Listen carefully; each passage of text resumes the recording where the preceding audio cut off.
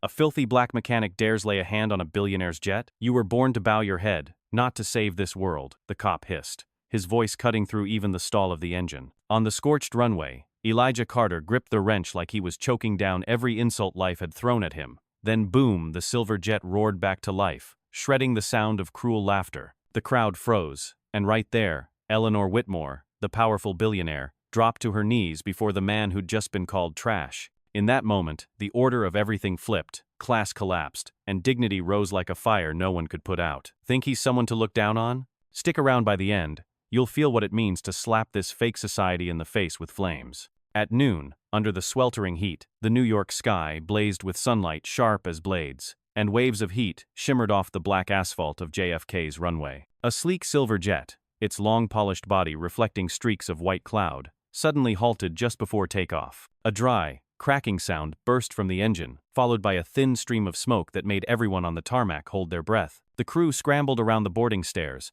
while the elite passengers, hurriedly preparing for their trip, broke into loud complaints. Under the helpless gaze of airport technicians, the name Eleanor Whitmore echoed across the runway, because no one else owned that brilliant silver aircraft but her. Eleanor, standing tall on the upper steps, her blonde hair tucked neatly under a wide-brimmed hat, looked down on the crowd with an icy stare. In her world, everything had to be flawless, not a single flaw allowed to intrude. Yet here and now, this malfunction had turned into a spectacle for the outsiders watching from below. A gray maintenance truck rolled along the runway's edge, its door swung open, and out stepped a tall, lean black man, sweat soaking his back, his blue coveralls stained with grease clinging to his body. Elijah Carter, a mechanic from the emergency response team, had been dispatched just as time itself seemed to pause. He strode through the scorching heat with long, steady steps, his hand gripping a rusted toolbox that had followed him through the years. His eyes were steady, but behind him came bitter snickers from several airport police officers, standing with arms crossed, watching with smug satisfaction. One of them, broad and loud enough for all to hear, jeered, "A black guy touching a billionaire's jet? That thing's gonna blow." Snickering followed, mixed with piercing stares, as if Elijah's presence was not a rescue but a midday amusement under the blistering Sunday. Elijah paused for a second, his deep, dark eyes locking straight onto the group mocking him. He didn't shout,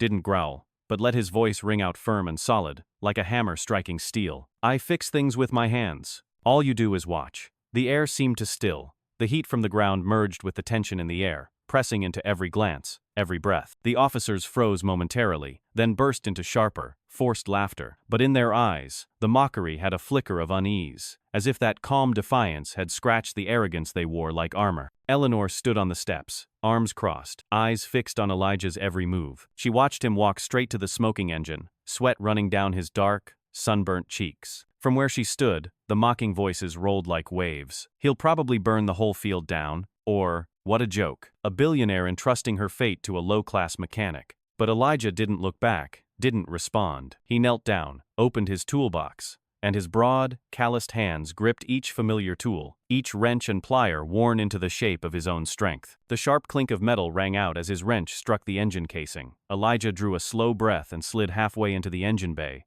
letting the heat blast his face like an open furnace. Nearby, a cop sneered, muttering, "Let's see who takes the blame when this thing explodes." Another added, "Maybe he'll blow up Mrs. Whitmore with it, that'd be a show." The laughter hissed through clenched teeth, jagged and toxic, cutting straight through the heavy air. Elijah heard it all, but his resolve was steel. He remembered his father's hands cuffed in the cold, locked up for a crime he never committed. The night police burst into their crumbling Harlem home. He remembered his mother slumped on the porch, her eyes hollow with despair. That memory burned through his blood, and now, with every cruel laugh behind him, he clenched the wrench tighter, pouring everything from past and present into each twist of the bolts. Above him, Eleanor did not look away. She had seen plenty of men bow to power, but this one bowed to a silver engine, not out of submission, but because he believed his hands could change the outcome. In that brief moment, she said nothing, but her heart skipped just once, a strange beat, in a life far too cold for surprises. The runway still blazed, the laughter still echoed,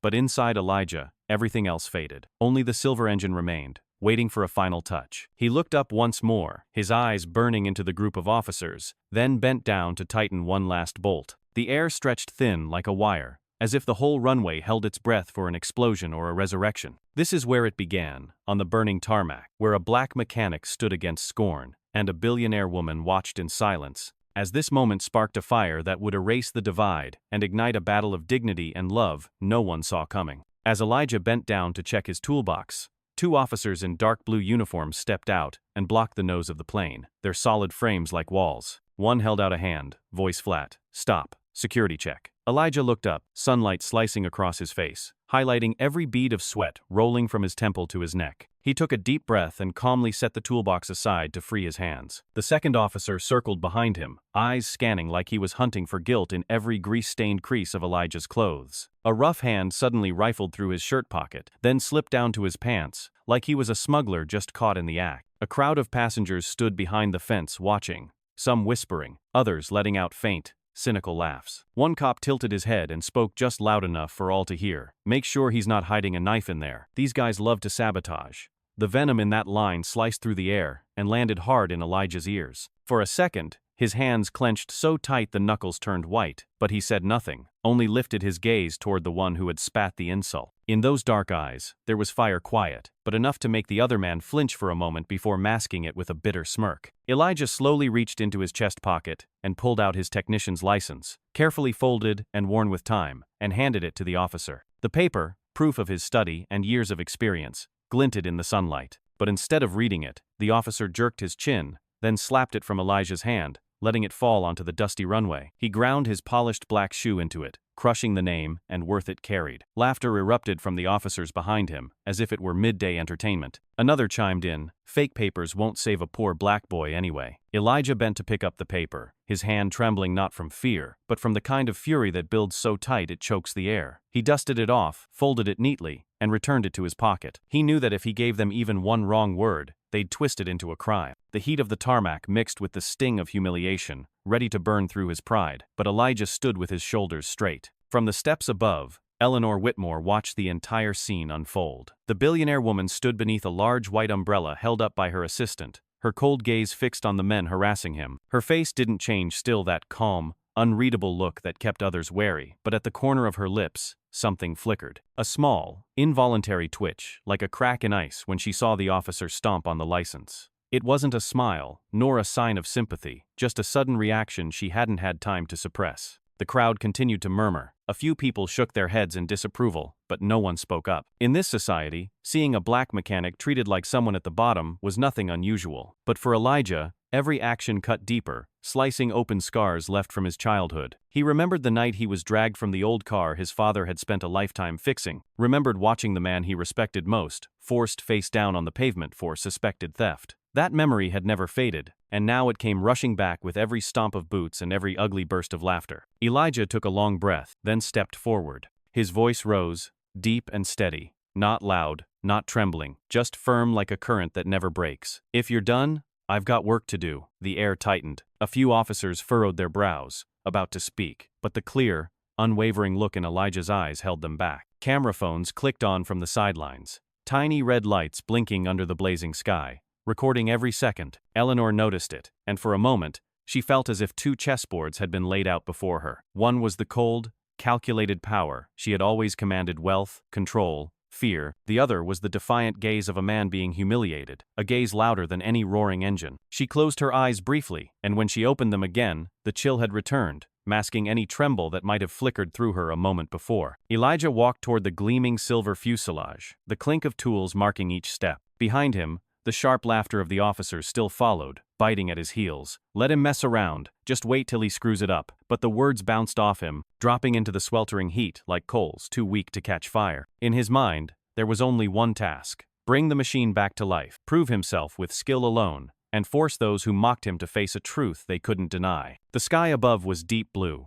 the sunlight glinting off every curve of the aircraft. And in that light, Elijah's figure bent over the engine stood out with quiet force. He was no longer just a greasy mechanic. They saw a silent warrior, preparing for the fight of his life, one without guns, but with everything on the line. Eleanor kept watching, and once more, that faint tremble returned to the edge of her lips, deeper this time, as if it signaled the storm now on its way. The sound of high heels striking metal steps echoed in a steady, cold rhythm, silencing the crowd. Eleanor Whitmore emerged beneath the burning sun, her figure striking in a deep, blue-fitted suit, her face revealing nothing but ice. Every step she took felt like the end of what little patience remained. When she stopped in front of the jet's nose, the air around the runway thickened. The police officers instinctively backed off a little, their eyes still sharp with hostility, but none dared interrupt as the woman approached. Eleanor looked straight at Elijah, her voice cutting through like steel. "You have 15 minutes. If it's not done, I'll call someone else." That tone was cold and final, leaving no room for negotiation. The crowd stirred. A few elite passengers let out quiet laughs, one muttering, "A black mechanic, fixing $1 million jet in 15 minutes. Might as well be magic." Elijah looked up, locking eyes with Eleanor for a brief moment. In that look, he saw not just disdain, but something else: expectation, a test. And in that instant, something hard and unbreakable lit up inside him, a will that refused to bow ever again. He gave a slight nod, then turned and walked toward the engine. As Elijah's hand touched the heated cover, the metal let out a sharp clack. He opened it, and a rush of acrid smoke hit him in the face, burning his eyes. The crowd stepped back, murmurs of worry rising, but the officers burst out laughing, as if waiting for Elijah to fail. One of them spat on the ground and sneered, "Look at him, his hands are shaking." The wet sound echoed across the open space, the contempt in it slicing into the silence like a blade against skin. Elijah leaned in, gripping the engine's edge with both hands. He could feel the heat burning into his fingers, the stench of scorched oil choking the air. His jaw tightened, but his eyes burned with focus, sharp enough to push the laughter to the edge of awareness. He reached for a wrench from the toolbox, clenched it tight, and the sound of metal striking metal was sharp and cold. He muttered under his breath, voice hoarse but words cutting through the thick air. "It's not my hands shaking, it's your system falling apart." The line silenced a few snickers, replaced by startled glances. One officer looked ready to step in, but Eleanor's gaze froze him in place. She remained still, arms crossed, yet something flickered behind that icy stare. She saw in Elijah's eyes not fear, but pride, cornered and blazing. That pride held her attention, even as her expression stayed calm and unreadable. Elijah began his work like stepping into a brutal race, every passing second ticking down inside his head. He removed each bolt, his calloused hands moving fast and sure, though every motion fought against the blistering heat of the metal. He smelled burning wires, felt the fire licking at his skin, but he knew one small mistake could turn this silver jet into a giant coffin. Behind him were pounding footsteps, muttered curses, but Elijah shut it all out. To him, the world had narrowed to this gleaming machine and the cold, merciless flow of time. Sweat dropped, mixing with the grease-streaked dust on the runway, soaking into his worn gloves. Elijah untangled wires, checked every connection, his eyes stretched wide, as if trying to see the hidden cracks beneath the surface. He listened, sensing every subtle vibration from the engine, a silent language only mechanics like him could understand. Beneath the contempt of the police, under the pressure of the billionaire watching from above, Elijah felt himself return to age 15, when he opened his father's old radio for the first time, armed only with a rusty screwdriver. That feeling, the belief that his hands could bring life back, surged through him now. Eleanor didn't move, but her eyes never left the shape of that man. She had paid dozens of engineers, fired more than a few managers for being a minute late, but never had she seen someone work like they were fighting for their own life. The whispers of passengers, the frowns of officers, all seemed to fade, leaving a strange silence between her and Elijah. She wondered whether he would finish within the 15 minutes she had demanded, or if this was just stubbornness dressed as resolve. Inside Elijah's head, the invisible clock ticked louder. He knew time was slipping fast. The countdown thudded like war drums. He reached deeper into the engine bay and found a cluster of charred wires, clamped tight with a wrench. As he turned the bolts, his whole body shook from the force, sweat soaking his back. The clash of metal rang out, a challenge hurled at every laugh behind him. But Elijah didn't back down. Each turn of the wrench was a hammer blow against prejudice, every twist a declaration that he would not yield. The police burst into laughter again, as they watched him plunge his hands into smoke and fire. Just wait, he's going to torch himself. But that laugh no longer reached Elijah. In his mind were only flashes of his father pinned to the ground, his mother's cries, and a shame that never left. He knew this was his chance to prove that black men weren't born to bow, that dignity could not be stepped on. Eleanor's brow tightened slightly as she noticed the red burns streaking Elijah's arms, but he didn't stop. She clenched her fingers inside her sleeve, hiding the brief flicker of emotion. 15 minutes' time that once felt so short had now become a drawn-out battle between pride and prejudice, between blistering heat and human will. The engine let out a faint sound, like a breath returning to lungs, a sign of life stirring again. Elijah's lips shifted slightly, his breath quick and shallow, but his eyes burned bright. He knew the moment of truth was closing in. The officers leaned in, the crowd held still, and for the first time in years, Eleanor felt her heart beat faster with every movement of the man she had never met. And in that instant, a thought sparked in her mind, one she had never allowed before. Maybe this 15-minute race wasn't just about saving a jet. Maybe it was about saving a man. The sound of a wrench striking metal rang out dry and sharp, steady like the rapid heartbeat of someone racing against death. Elijah leaned in deep, sweat from his short curls trailing down the bridge of his nose, mixing with black grease and dripping onto the edge of the silver engine, now releasing thick gray smoke. He knew he had less than 15 minutes, and every passing second pressed heavier on his chest. As he focused on loosening each rusted bolt, a sudden shove hit him hard from behind. His body jolted, the wrench slipped from his hand, and clattered against the cold tarmac, the noise echoing across the tense silence. That hit felt like a slash, severing the focus Elijah had been clinging to. The crowd of passengers still watching went still for a second, eyes tracking the tool as it skidded across the burning asphalt. But immediately, laughter burst from the group of officers, loud, mocking. One dark-skinned officer in a deep blue uniform threw his head back and shrieked, his high-pitched voice cutting through the heavy air. Clumsy, just like the lower class. The others joined in, their laughter swelling into a toxic wave that thickened the already suffocating atmosphere. Under the blazing sun, those harsh cackles sounded like vultures circling a wounded body, giddy at the stumble of a man trying to stay upright. Elijah crouched, calloused hand reaching for the wrench, his fingers stained with grease and grit from the runway. In his dark eyes, something fierce ignited. He didn't shout, didn't curse, just gripped the wrench until his knuckles turned white, letting the cold metal feed the fire rising in his chest. His gaze, at that moment, was steel pulled from fire, bright and dangerous. The officers faltered for a beat,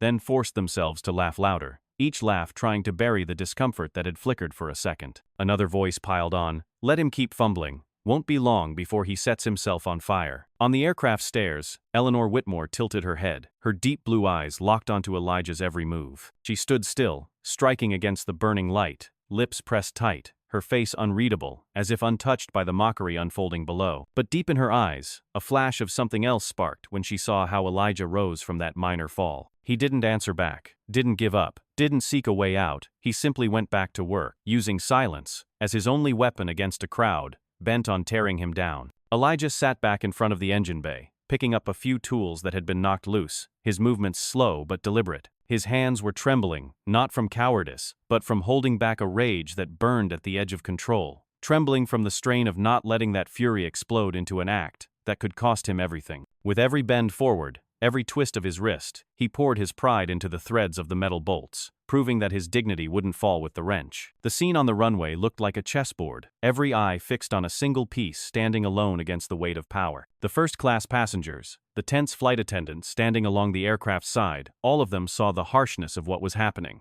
but no one dared to intervene. It was just Elijah and the officers now, one side, silent and unshakable, the other amused and cruel. And above them, Eleanor kept watching, her gaze a test of the man below. Elijah brought the wrench back into place, tapping it rhythmically against the worn bolts. The sharp sound rang out in the heavy air, steady and cold. Each strike was a response not spoken but hammered out through focus and pride. Inside him, childhood memories stirred again, being stopped by police over a bike without a light, the look in his mother's eyes as she knelt, begging for her son. Every scar returned, fueling the strength in his hands as he worked with steady purpose. Eleanor squinted slightly, seeing for the first time a man using silence as a weapon against the pack of wolves mocking him. She saw that he hadn't been broken, he had only grown steadier, stronger, and she realized that in all her years atop a throne of power, this was the first time she had ever found herself unable to look away. He didn't beg, didn't flatter, he simply kept doing his job, like a warrior who needed no applause. The burning sun still poured down, the laughter still echoed, but on that blistering runway, the attempt to sabotage Elijah hadn't made him fall. It had made him tougher, more silent, feeding on the humiliation to fuel his strength. The crowd saw it, and Eleanor saw it too, that in the middle of this harsh arena, Elijah was no longer just a mechanic. He was a man defying an unjust system, with nothing but his scarred hands and blazing eyes. In that moment, the 15-minute race changed. It was no longer a fight against a failing engine, but a battle for dignity, one Elijah had to win. The shove meant to break him had instead triggered a fire no one could put out, and from that second on, the image of him seared itself into Eleanor's mind, planting the seed of a coming storm. Elijah leaned deeper into the engine bay, his eyes straining beneath the thick black smoke rising from scorched wires. The metallic clicks echoed through his hands, familiar sounds now reverberating through the air, so tense it felt ready to snap. He reached for the overloaded bundle of cables, his fingers brushing against it, just as a flash burst to life. Then suddenly, a jet of sparks exploded like an electric snake tearing through the dark. The blinding light made the crowd jump back, squinting at the shock. It blew. "Get back, you savages!" A voice tore through the silence, shouted by an officer who'd just seen the sudden flare. He stumbled back, crashing into a colleague, and the whole group erupted in chaos, stomping in retreat like a triggered bomb had just gone off. Shoes pounded the ground, passengers screamed, arms with phones shook wildly, trying to capture what felt like a scene ripped from a disaster movie. The pressure in the air was unbearable, everyone braced for an explosion. But Elijah didn't flinch. He clenched his fist through the searing jolt, then dove his hand back in to take control. His skin burned, the stench of char filled the air, and smoke billowed thick and wild. He bit down, every muscle locked as he gripped the sparking cable, tightened the gap, and forced the angry arc of light into silence. Time seemed frozen, with only his heartbeat pounding like war drums, every blood vessel screaming in defiance of the heat trying to tear through his flesh. Eleanor, standing on the aircraft stairs, instinctively stepped back. Her high heels slipped slightly on the metal step, catching a sliver of sunlight. She had never witnessed anything like it, a man throwing himself into flame without hesitation. Her heart, so used to beating calmly inside cold business deals, now thudded fast and uneven. Eleanor could barely breathe as she watched Elijah braced inside a storm of smoke and fire, the image so fierce and strange it was almost hypnotic. The shouting continued around them. One passenger shrieked, "Get back, it's going to blow!" Another officer, trying to mask his own fear, sneered while backing away, yelling louder than necessary, "Let him burn. Trash like that isn't worth saving." But none of it reached Elijah anymore. He focused only on the task, every move, every twist, every thread of wire locked into place, trying to choke the spark, threatening to consume it all. The smell of burning skin crept in, and Elijah knew just how badly his fingers were scorched, but he didn't let go. If he did, the entire system would collapse, and the flame could swallow the massive silver wing standing tall above him. He screamed silently inside, thinking of his parents, of the days when police tossed them aside like garbage, and those memories made him hold on even tighter. Drops of blood from the cuts on his hand fell, mixing with grease, forming streaks of black that splattered under the blinding sunlight. Eleanor pressed her hand against the stair rail, her eyes fixed on the scene. What she saw wasn't a mechanic struggling, it was a warrior fighting fate. The cold shell that had wrapped her heart for years cracked open just a little, letting something unfamiliar stir inside. She wanted to shout for him to stop, but her throat clenched. Instead, she just stood there, listening to the engine, the fire, and the pounding rhythm of her own heart. Elijah finally tightened the last connection. The flame flared one final time, then died out, leaving behind thick white smoke curling into the air. His hand trembled, the burn swollen and red, but his eyes blazed with clarity and resolve. He pulled his hand from the engine bay, gasping for breath, but his shoulders stayed square, refusing to bow to anyone. The officers still stood at a distance, caught between fading smugness and the shock creeping in. They had expected him to run, to cry out for help, but Elijah had done the opposite. He had charged into the fire to keep the silver jet alive. The air on the runway was thick like smoke. No one breathed. The mocking laughter was gone, replaced by a tense silence. A few passengers glanced at each other, then looked to Eleanor, waiting for her reaction. But the billionaire woman remained still, her eyes locked on Elijah. She knew, from the moment he didn't run, this was no longer just about fixing a plane. It had become a symbol of resilience, of courage no one could deny. Elijah took a long breath, the taste of smoke still bitter in his throat, then turned back to his work. He reached for another tool, his hand still trembling, but his eyes were strangely calm. He knew he had just won the first battle, not against bolts or scorched wires, but against the humiliation and contempt in the eyes of the crowd. And he also knew the next battle waiting ahead would be even harder. Eleanor placed her hand over her chest, where her heart was pounding, and quietly realized that in that moment, she had stepped back not out of fear, but because something inside her had been shaken. She, a woman who had witnessed danger and closed billion-dollar deals, found herself unsettled by a mechanic with his hands burning in fire. She closed her eyes briefly, then opened them again, but Elijah's image remained fixed in her mind, like a mark that could not be erased. On the burning runway, the small flame that had just been extinguished did more than release smoke. It lit another fire, stronger and deeper, inside the hearts of those watching. That fire was the truth, that some people, no matter how trampled or disregarded, are still willing to walk straight into danger to protect their dignity and belief in themselves. And in that moment, Elijah stepped out of the shadow of mockery to become a figure no one could easily forget. On the blistering runway of JFK Airport, the hot asphalt steamed white like a mirror reflecting the deep blue sky and the searing Sunday. The air was so stifling that every breath felt dry, and each drop of sweat on the skin carried a sharp, salty sting. Amid that blinding, pressure-soaked scene, Elijah kept working beside the engine, his calloused hands still red from plunging into the flames moments earlier. He felt the burn still pulsing beneath his skin, but his will forced him to push past it. In his mind, the countdown continued 15 minutes hanging like a blade over his neck, reminding him that failure meant more than losing a job. It meant burying his dignity in front of the hundreds gathered around him. Every move he made now was the result of years of experience and sleepless nights spent with piles of scrap metal. He loosened each bolt, replaced scorched wires, and reconnected broken circuits, all with laser focus. Behind him, the police were quieter, but their eyes stayed locked on him, waiting for one wrong move to pounce. The passengers, once smug and curious, now found themselves transfixed by the image of a black man bracing against the heat, fighting to save a silver aircraft that stood like a wounded beast. Time passed slowly but with weight, and by the 12th minute, Elijah knew he was at the final stretch. His entire body felt stretched to the limit, heart pounding hard in his chest. He tightened the bolts, forced the last part into place, and twisted the wrench until a sharp metal click rang out. That sound landed like a verdict, like a latch sealing shut every last doubt. Elijah paused briefly, exhaled, his eyes gleaming with unwavering fire. The crowd nearly held its breath. Those who had mocked, those who had waited for him to fail, now stood silent and tense. Elijah gave a light pat to the engine's side, signaling the pilot to try ignition. A chilling silence fell across the runway, just wind and the thumping of hearts watching from the edge. Then suddenly, a thunderous roar erupted. The silver engine came alive. The turbine spun, howling with power, flinging dust and tossing everyone's hair into a storm. That sound roared across the tarmac, loud enough to drown out every last echo of ridicule that had filled the air before. The initial silence was shattered by shock. Some passengers stood gaping, others raised hands to their mouths, and a few stepped back in disbelief. The roar of the engine wasn't just a sign that the silver machine had come back to life, it was a slap across the face of everyone who had ever looked down on that man.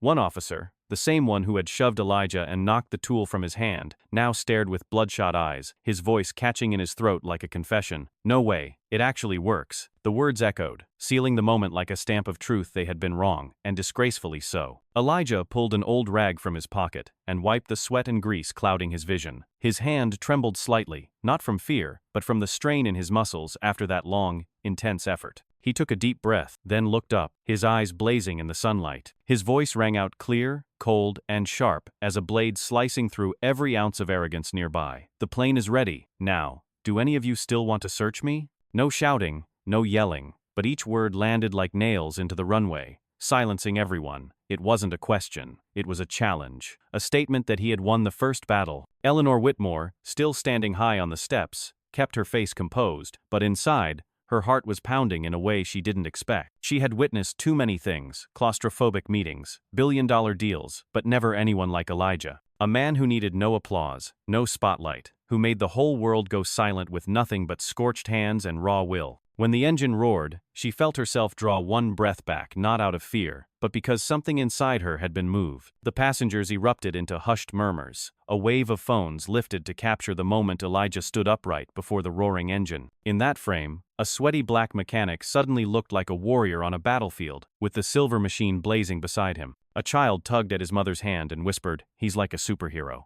The mother said nothing, her eyes still locked on Elijah, filled with a silent respect that said more than words ever could. The officers clenched their fists, fury mixed with panic written clearly across their faces. They wanted to hurl more insults, to reclaim the upper hand, but the roar of the engine had crushed every plan. They knew they had lost this round, defeated by hands they once dismissed, by a will they thought they could easily break. Elijah stepped back, placed the wrench into his toolbox. Every step he took across the runway now felt different, no longer weighed down by humiliation, but firm, as if each footfall reclaimed the ground beneath him. No one spoke, but the eyes of hundreds followed him. Some held shock, some held resentment, and some, quietly, held respect. Elijah didn't smile, didn't need praise. The roar of the engine had spoken for him. Eleanor looked down, her lips forming a faint curve, not quite a smile, but a visible shift. In that moment, she realized Elijah hadn't just repaired an aircraft. He had shaken an entire structure that had long remained unchallenged. The engine's long, rising hum still echoed across the runway, but in her mind, it became something else, a song of pride and dignity, unlike anything she had ever found in business. And among all those eyes, Elijah stood tall, wiping the last drops of sweat from his brow, his shoulders steady. He didn't have to say a word. What he had done had already etched itself into the minds of those who had mocked him, and into the cold heart of the billionaire woman watching from above. The runway still burned under the sun, but the atmosphere had changed. It now belonged to the sound of the engine. And in that moment, Elijah Carter, once just a mechanic,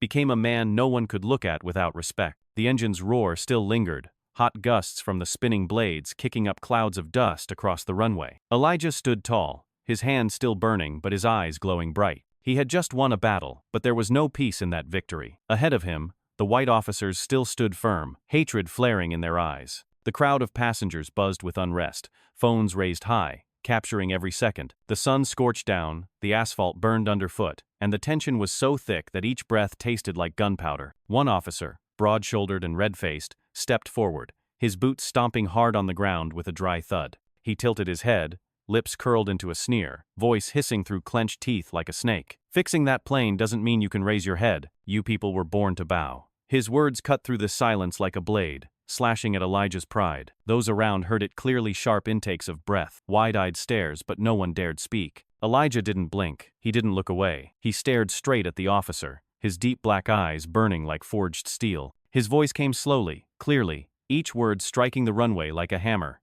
"I bow when I work, not to injustice." The sentence, simple but sharp, cracked through the humid air like thunder. It wasn't just a reply to a threat, it was a declaration, a line drawn to separate himself from the weight of generations of oppression. The air froze instantly. The entire runway felt bound in a layer of thin ice, ready to shatter. The elite passengers whispered among themselves, some in admiration, some in shock, and cameras zoomed in to capture every detail of the standoff. The tension hissed through every frame, the stare between a black mechanic and a man in uniform becoming the center of the airport's world. A few spectators even pushed past the fence, inching closer, sensing that this was no longer a mechanical failure but a battle of dignity. The officer hesitated for a moment, then narrowed his eyes, mouth curling into something cruel. He took another step forward, his breath heavy with tobacco and old liquor. Around him, a few of his colleagues clenched their fists, ready to rush in, but then they froze. Something had shifted in the crowd. The early silence had turned into sharp murmurs, eyes flashing with anger, and most of all,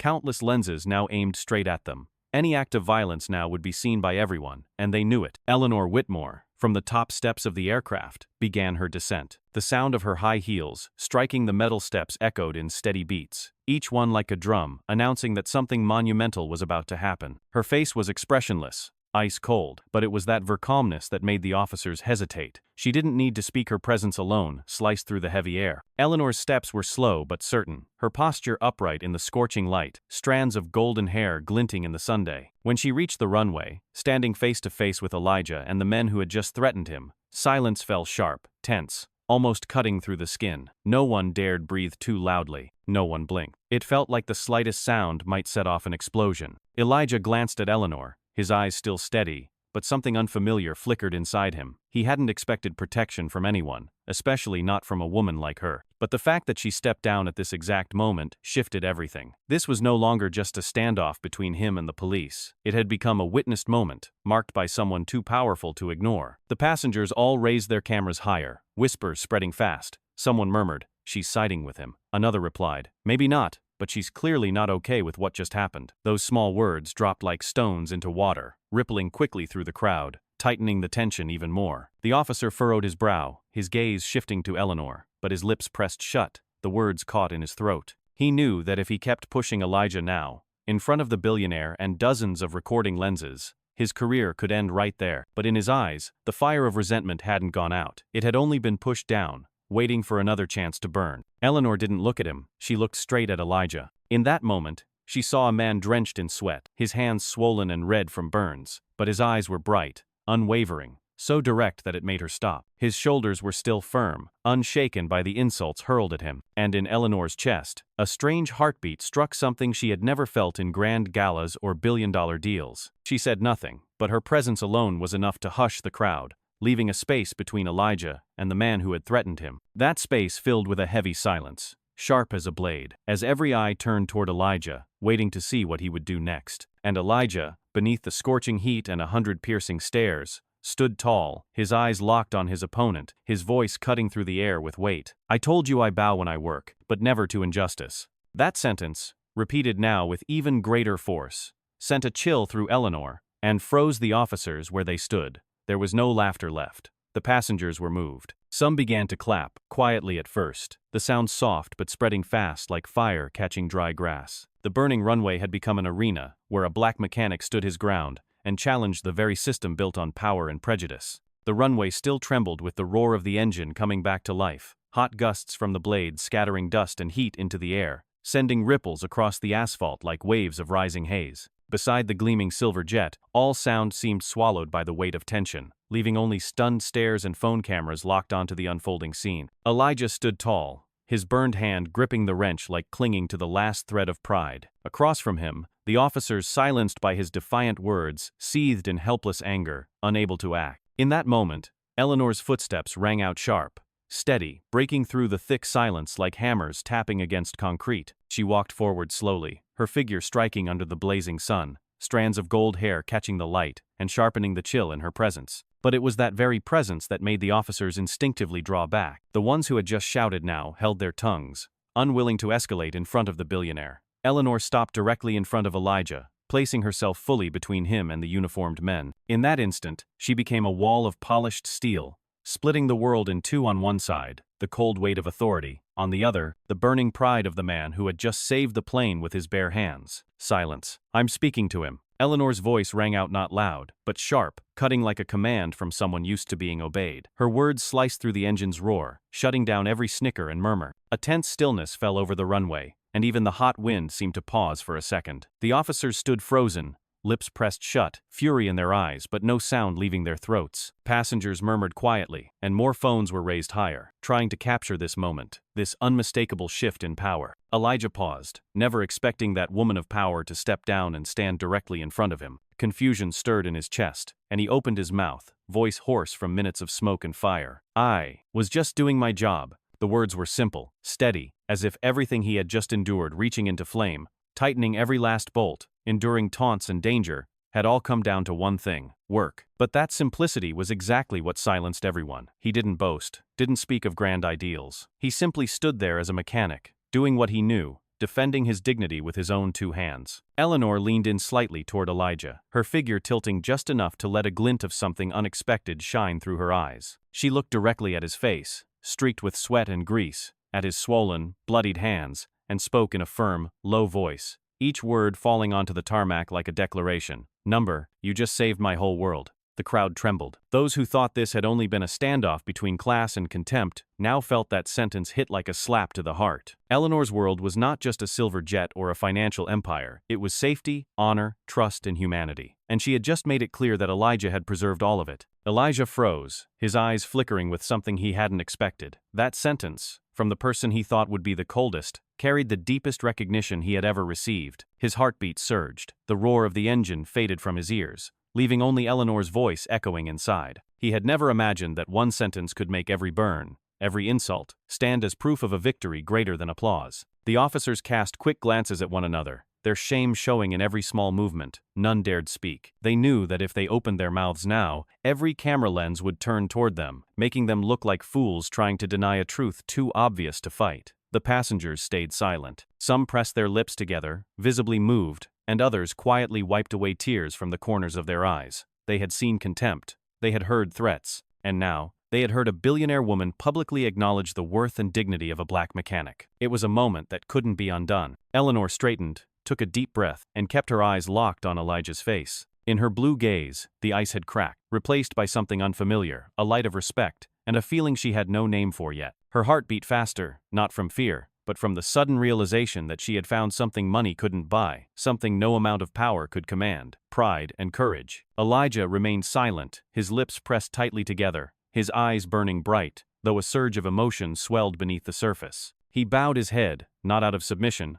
but to hide the rush of feeling he could no longer suppress. In that moment, he realized the world was no longer entirely turned against him, at least not in the eyes of the woman standing before him, and he knew that this silence, coupled with the words just spoken, would mark a turning point he would remember for the rest of his life. The runway was still scorching, the sun still burning, the engine still roaring, but all of it faded behind the image of two people facing each other, a weary yet unyielding black mechanic, and a cold billionaire who had just revealed her heart. Silence wrapped around them like a curtain until suddenly, a few scattered claps broke through from the crowd of passengers. They weren't loud, nor in unison, but they echoed like the first beat of a new rhythm. Those claps would soon spread, but right now, everything centered on a single moment. The gaze between Eleanor and Elijah, a gaze that had just shattered every long-held assumption. The runway still trembled with the roar of the engine, hot air whipping against the crowd, forcing squinting eyes. Yet every gaze remained locked on one spot where Elijah Carter stood tall, his hands still blistered and red, and where Eleanor Whitmore had just stepped toward him. Silence cloaked the scene, broken only by the faint metallic clinks of the revived engine. Suddenly,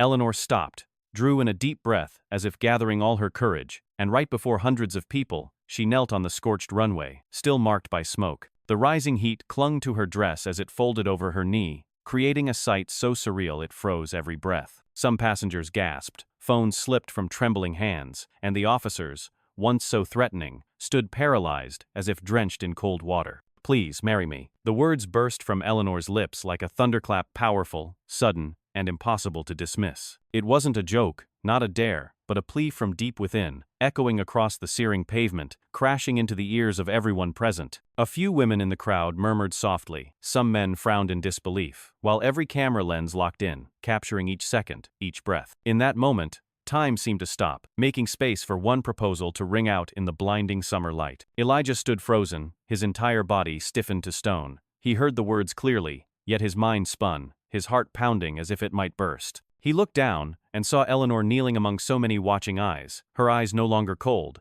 no longer distant, but fierce and deeply sincere. Everything he had believed about class divides, about the arrogance of the elite, shattered in an instant like broken glass. A billionaire, a symbol of power, had gone to her knees before a black mechanic not to prove anything to the world, but to speak the feelings she could no longer contain. The crowd stirred, the shock spreading like fire across dry grass. A well-dressed passenger whispered to a friend, "Is this really happening?" Others bit their lips, eyes wide with disbelief, desperate not to miss a single detail. The nearby officers remained stunned, unable to hide their humiliation, because in just a few short minutes, the power they had so proudly displayed was turned upside down. The man they had called inferior was now the one being proposed to by one of the richest women in America. Elijah took a deep breath, but it caught in his chest. He opened his mouth, then closed it again, eyes locked on Eleanor with a mix of astonishment and emotion. He had never imagined a moment like this in his life, let alone in the middle of a burning hot runway, under the gaze of hundreds of people and thousands more, who would soon watch through the footage being recorded. Inside him,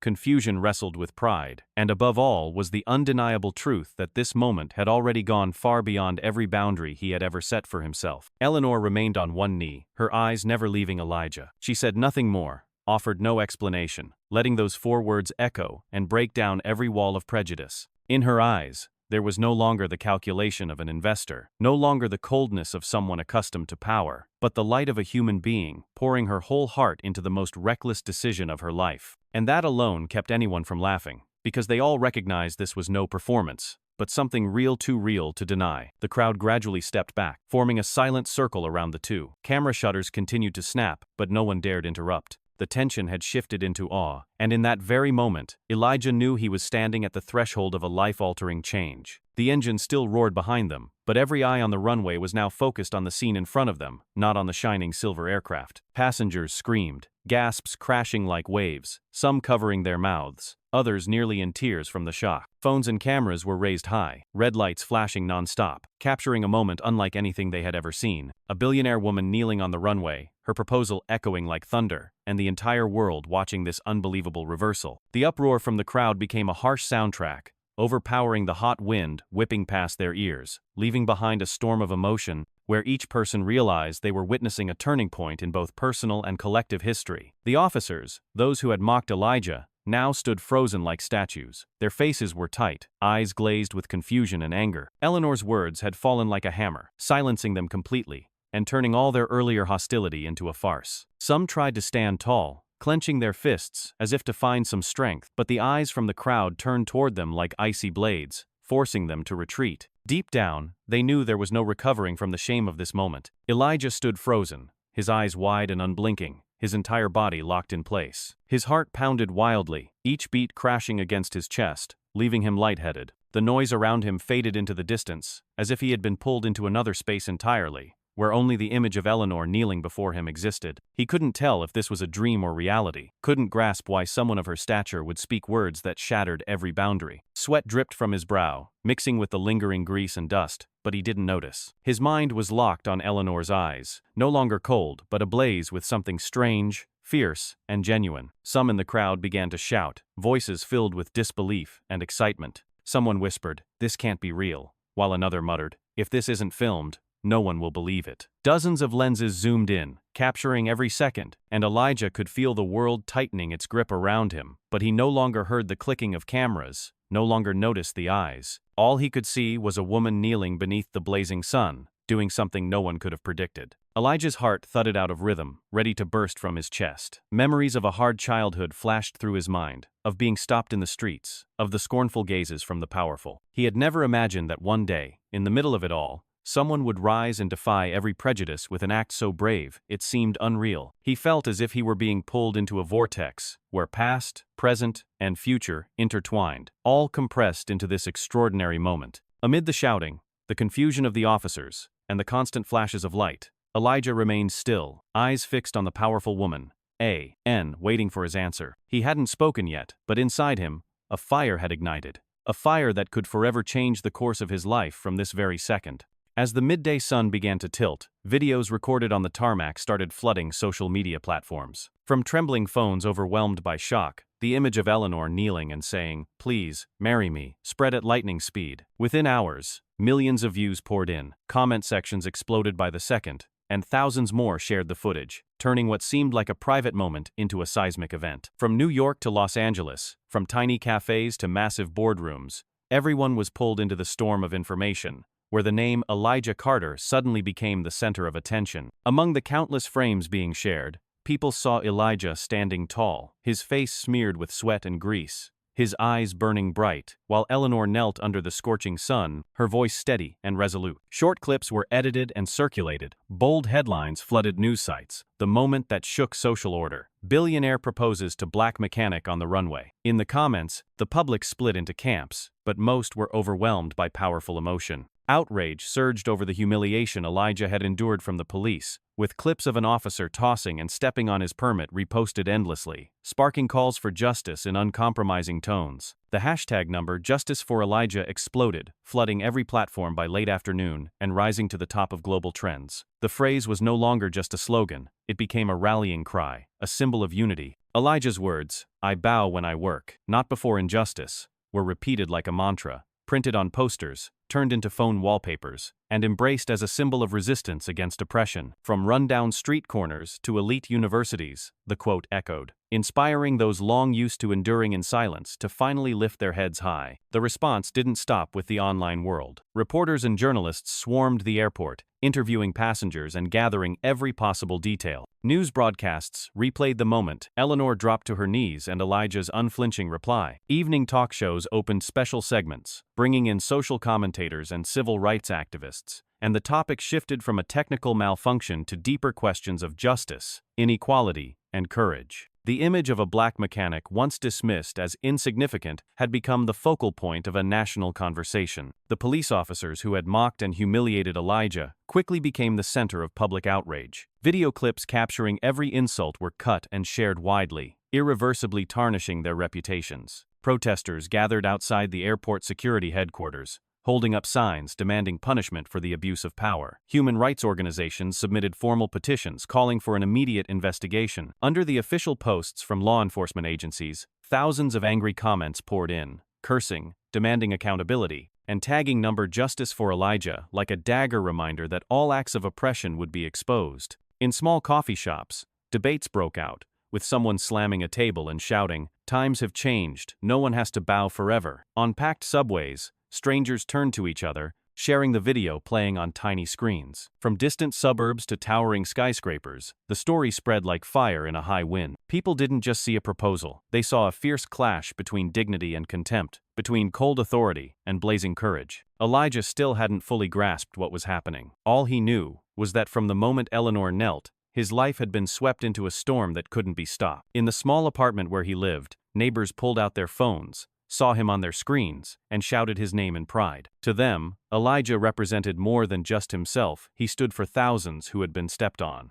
And to many others, he proved that with one courageous act, an entire society could be shaken awake. The event spread like a wildfire, and from the sun-scorched tarmac of JFK, the flame Elijah lit broke free from a single moment to become a symbol of justice and change. Eleanor appeared on evening television, the iconic Whitmore Corporation logo behind her, as reporters crowded in, shouting questions. She wore a minimalist suit, her eyes steely, not dodging, not spinning. When the microphone turned to her, Eleanor stated plainly, "I chose him, not for money, but for dignity." The words hit like a hammer blow, immediately quoted by thousands of media outlets and spread across every digital platform. In every living room, cafe, and street corner, heated discussions erupted. People no longer saw Eleanor as just a cold billionaire, but as a woman who had publicly shattered the invisible chains still gripping society. Outside the corporation's headquarters, dozens of people gathered, holding up signs that read, "Respect is priceless," and "Stand with Elijah." Under the streetlights, chants blended with the sound of honking cars, forming a rhythmic beat for a peaceful protest. Analytical articles kept pouring in. Some skeptics called it a PR stunt, while others insisted it was a turning point for Eleanor to redefine her legacy. But everyone agreed on one point. Never before had a billionaire dared to openly defy social prejudice with such a bold act. Elijah sat in his small Bronx apartment, where the paint was peeling from the walls and an old television crackled, casting the bright image of Eleanor across the screen. He stared, his eyes reflecting the light, his heart pounding. He heard that word again, each syllable pouring into his ears, sinking deep into his chest. Dignity, a concept he had long kept guarded, now spoken aloud by the most powerful woman he had ever met. In that moment, Elijah felt a weight lift from his shoulders. He was no longer the mechanic mocked, searched, and humiliated on the runway. He was now a man fully seen. His phone buzzed non-stop, hundreds of messages flooding in from friends, neighbors, even strangers. They sent screenshots from social media, photos of him standing beside the silver aircraft, sweat and grease still on his shirt. Every caption read the same,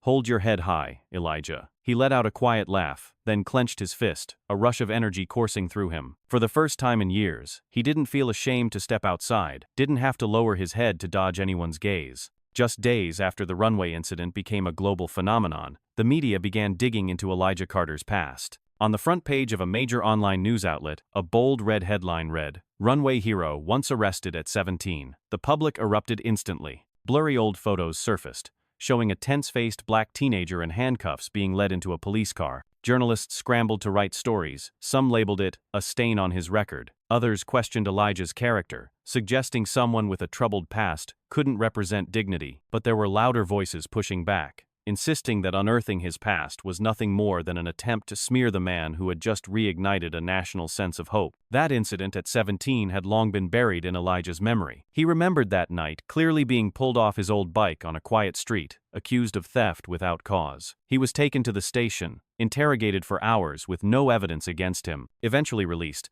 no one apologized. No one was held accountable for the humiliation he endured. The emotional scars followed him for years, filling him with shame and bitterness, forcing him to bury himself in relentless work to drown out the feeling of being crushed. Now, with eyes across the nation looking at him with respect, that old wound had been torn open again, slicing straight through his heart. Public opinion is split into two clear camps. One argued Elijah had never escaped his past, that his actions on the runway were a fleeting moment of impulse. They resurfaced old reports, rewrote the story through a cynical lens, trying to reframe him as questionable rather than heroic. But the other side, larger and more vocal, pushed back, stating that what happened at 17 was the clearest proof of the injustice faced by Black Americans. They pointed to his wrongful arrest as evidence of systemic failure, insisting that Elijah was someone who had survived brutal inequity and still held onto his self-worth. Debates flooded every corner, from family dinner tables to political talk shows. Television aired special segments where lawyers, civil rights activists,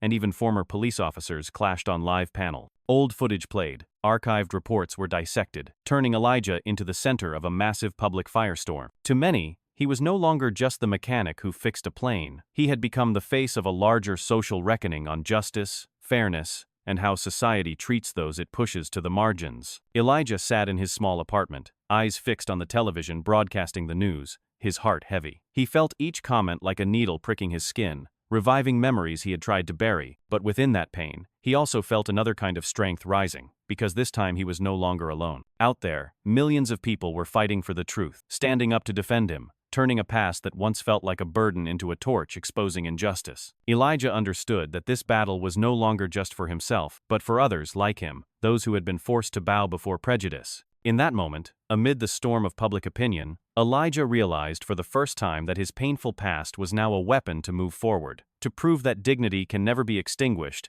even if it had once been trampled under the heel of power. Eleanor appeared at a press conference in the middle of the media storm, her face stern but her gaze unwavering. Faced with a barrage of rapid-fire questions from reporters, she held her head high and said calmly, "His past is why I trust him." The room fell silent, cameras capturing the moment instantly, and the quote ran across evening news tickers the same day. Her statement was not just an act of protection, but a counterattack, turning criticism into proof of Elijah's resilience. She declared that a man who had suffered injustice yet held on to his belief was truly someone to rely on, because that kind of strength could not be bought with money or power. Eleanor's words spread instantly, quickly shifting the tide of public opinion. Many outlets that had previously framed Elijah's wrongful arrest as a stain were now forced to change tone, analyzing the story through a new lens. Television pundits debated fiercely. Some said Eleanor had used her strength as a businesswoman to challenge every social norm. Others said she had redefined trust and loyalty. The hashtag number Trust Elijah emerged, continuing the wave of support that had already surged. In his small room,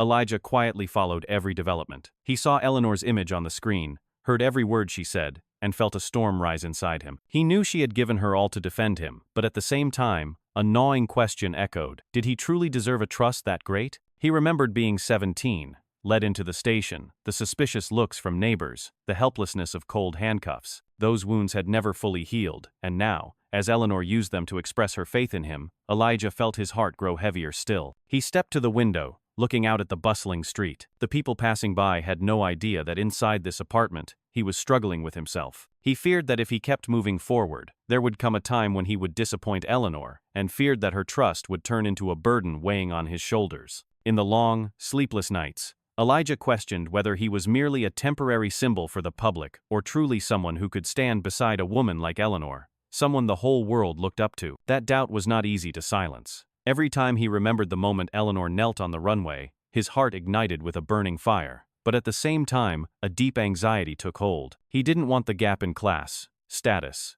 and his shadowed past to become a wall between them. He closed his eyes, took a long breath, letting memory and reality tear at each other, until only one thing remained clear: that his life could never go back to what it once was. And in those moments of inner conflict, Elijah realized the question he carried wasn't meant to stop him, but to challenge him. He might not yet know the answer, but Eleanor's public trust had laid the first stone, forcing him to find a way to live up to it. He looked up at the television screen again, saw that woman still standing strong, her eyes unwavering, and understood he had no path backward. Even while still questioning himself, deep down, Elijah knew he had been given a chance to change his fate, and he would not let it go easily. While the public outside burned with slogans supporting Elijah and praised Eleanor as a symbol of breaking class chains, behind a closed door in a luxury building in the heart of Manhattan, an emergency meeting took place. A table draped in red velvet was surrounded by aging but powerful faces: financial tycoons, corporate chairmen, seasoned politicians. The yellow light overhead cast an ominous glow. The voice of a silver-haired man, a longtime banker, broke the silence.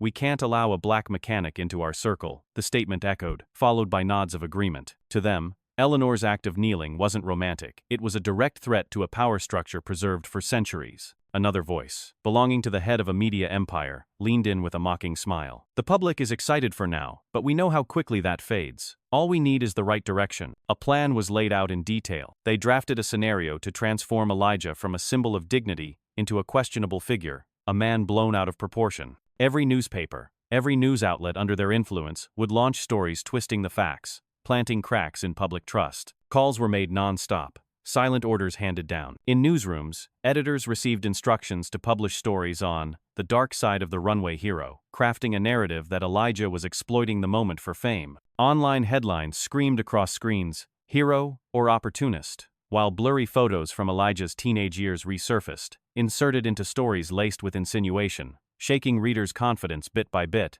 They didn't stop there. Commentators were hired to write lengthy opinion pieces suggesting Eleanor was simply being emotional, no longer sound in her decisions. Some even maliciously fabricated rumors of debt, of a troubled past, without offering any proof. The strength of the media lies in this. If a lie is repeated often enough, it becomes a shadow over the truth. In private clubs and glittering cocktail parties, wealthy elites whispered concerns about Eleanor's future. They feared her choice would weaken their class's dominance, opening the gates to chaos. To them, a mechanic entering that world was no different from a crack in the luxurious tower they had built, and for that reason, they were prepared to use any means necessary to protect their place. As the distorted articles spread, Elijah sat in his rundown apartment, reading each venomous line. He saw his own image torn apart, twisted into a stranger, a ghost of who he truly was. His hands trembled, not from fear, but from rage. He understood now that the real enemies weren't a few petty officers on the runway, but an entire power system trying to strangle him, and the true battle, perhaps, had only just begun. While negative headlines and vicious commentary flooded the media, Eleanor stepped onto the stage at a major economic summit, broadcast live. White lights shone down on her face, and a sea of reporters raised their microphones, ready to catch her every word. She wore a minimalist suit, stood tall, her gaze sweeping across the room with unshakable pride. When a journalist asked about pressure from the elite and whether she would reconsider her decision to protect the corporation's image, Eleanor didn't flinch. She gave a cold smile, her voice ringing out clearly. "If I bow my head, I am no longer myself." The words struck the room like an arrow to the chest. Her supporters erupted in applause, the sound rolling like crashing waves, drowning out any whispers of dissent. On live television, viewers at home sat upright, eyes fixed on the screen, recognizing the courage in every syllable. Eleanor had staked her entire reputation, her entire financial empire, on one resolute statement. For her, standing with Elijah wasn't just a personal choice, it was a direct challenge to a system that had long deemed itself untouchable. In the crowd, conservative elites frowned, their faces paling with anger. They whispered to each other that Eleanor had lost her mind, that she was destroying the image she had spent decades building. But their objections felt out of place in that moment, as her resolute voice took hold of the entire room. Every word she spoke cut through the veil of pretense, forcing all to see that power cannot make someone bow unless they choose to. Elijah stood among the crowd below, dressed plainly, keeping his distance to avoid drawing attention. When he heard those words, his heart tightened, a surge of emotion rising so strongly it choked his chest. He looked up at Eleanor, standing proudly on the stage, remembered the moment she knelt on the runway, and remembered every time she stood in front of him to face threats. Elijah understood she wasn't speaking to win public favor, but because that was her true nature. A woman who had walked through thousands of business deals, who had watched men bow before money, now declared flatly that if she bowed her head, she would lose herself. In Elijah's eyes, Eleanor looked more radiant than any spotlight. He felt the stark contrast between her and himself, a black mechanic who had once been pushed down and humiliated, now trusted completely by her. Pride and worry twisted together in his chest because he knew the weight on her shoulders was immense. Eleanor was not just fighting for personal love, but was facing off against an entire elite class, ready to devour anyone who stood in their way. Elijah clenched his fists, his eyes lit up, though his heart was in turmoil. He saw Eleanor's faith in him like a blazing torch lighting his path, but also a reminder that he had to be strong enough not to let her down. In his heart, guilt stirred relentlessly. Could someone like him truly walk beside her to the very end, or would he become a burden in this lopsided battle? And as the applause thundered around him, Elijah stood still, letting his trembling heart tighten with both pride and the haunting weight of a question he could not yet answer. In the days following Eleanor's powerful speech, public opinion surged like crashing waves. Elijah's name appeared everywhere, from magazine covers to late-night talk shows. But behind that spotlight, his enemies hadn't vanished. Among the bitter faces on the runway that day, one former officer still harbored a relentless grudge. He couldn't accept that a black man he once crushed under his boot had now become a symbol openly challenging power. That humiliation was a wound that wouldn't heal, driving him to seek revenge, to prove that the established order hadn't yet collapsed. Silently, he tracked Elijah, investigated where he worked, and devised a cowardly trap. In the aircraft hangar's parts room, several expensive components were deliberately scattered out of place, and the officer himself planted a small pouch of parts inside Elijah's locker. Then he sent an anonymous tip to Elijah's superiors, accusing him of abusing his newfound status to steal parts for resale. The allegations were written with firm language and backed by a reliable source, making the accusation dangerously convincing. The scheme was calculated down to the last detail, designed to shove Elijah back into disgrace before he had a chance to secure his place. That night, as Elijah returned to his small Bronx apartment, the hour was late, and the silence was broken only by the distant hum of trains. He took off his shoes, ready to collapse onto his old bed, when a pounding knock shook the door. Before he could react, the door burst open under flashing beams of light, and a swarm of officers stormed in, their faces as hard as steel. A loud voice barked, "Elijah Carter, you're under arrest for suspicion of stealing aircraft parts." The words fell heavy in the tiny room like a hammer blow, leaving Elijah frozen, unable to grasp what was happening. They gave him no chance to explain, no immediate evidence, only the cold click of metal cuffs snapping onto hands, still marked by burns from the engine he had fought to repair on the runway. That dry click echoed in the dark, sending a chill through Elijah's spine. The door swung wide, waking neighbors who poured into the hallway,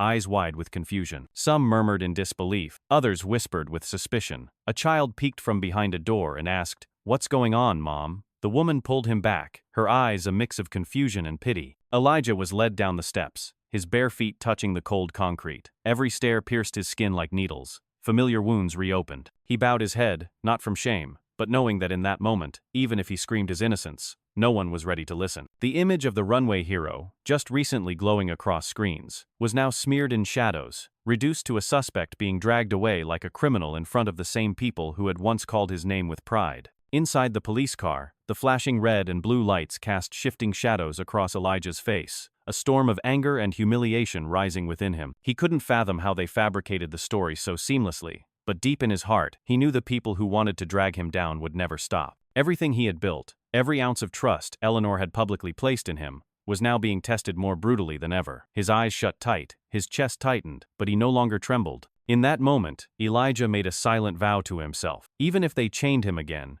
he wouldn't let the past repeat itself the way they wanted. He knew the real battle was only just beginning. In the narrow interrogation room of the police station, a cold white neon light hung above, casting a harsh glow on Elijah's face. He sat still, hands cuffed in front of a scratched metal table, his breathing heavy under the weight of growing fury in his chest. Across from him sat two officers, stone-faced, firing off questions, repeating again and again that they had evidence he had stolen parts. Elijah bit his lip, staying silent, knowing that anything he said could be twisted and used against him. Outside, word had already reached the press, a few cameras trying to push through the door, and once again, he was being dragged into the spotlight not as the runway hero, but as a shadowed suspect. Suddenly, the door swung open, light from the hallway spilling into the room, and every whisper fell silent. Eleanor Whitmore stepped in. Beside her, a high-profile attorney the media had dubbed the lawyer who never loses. In that instant, the entire atmosphere shifted. The interrogating officers stiffened, unease flashing across their faces, while Elijah looked up, a flicker of light returning to his eyes at the sight of her. Eleanor walked straight to the table, dropped a thick folder with a resounding thud, then calmly pulled out a chair and sat, her sharp gaze cutting across every person in the room.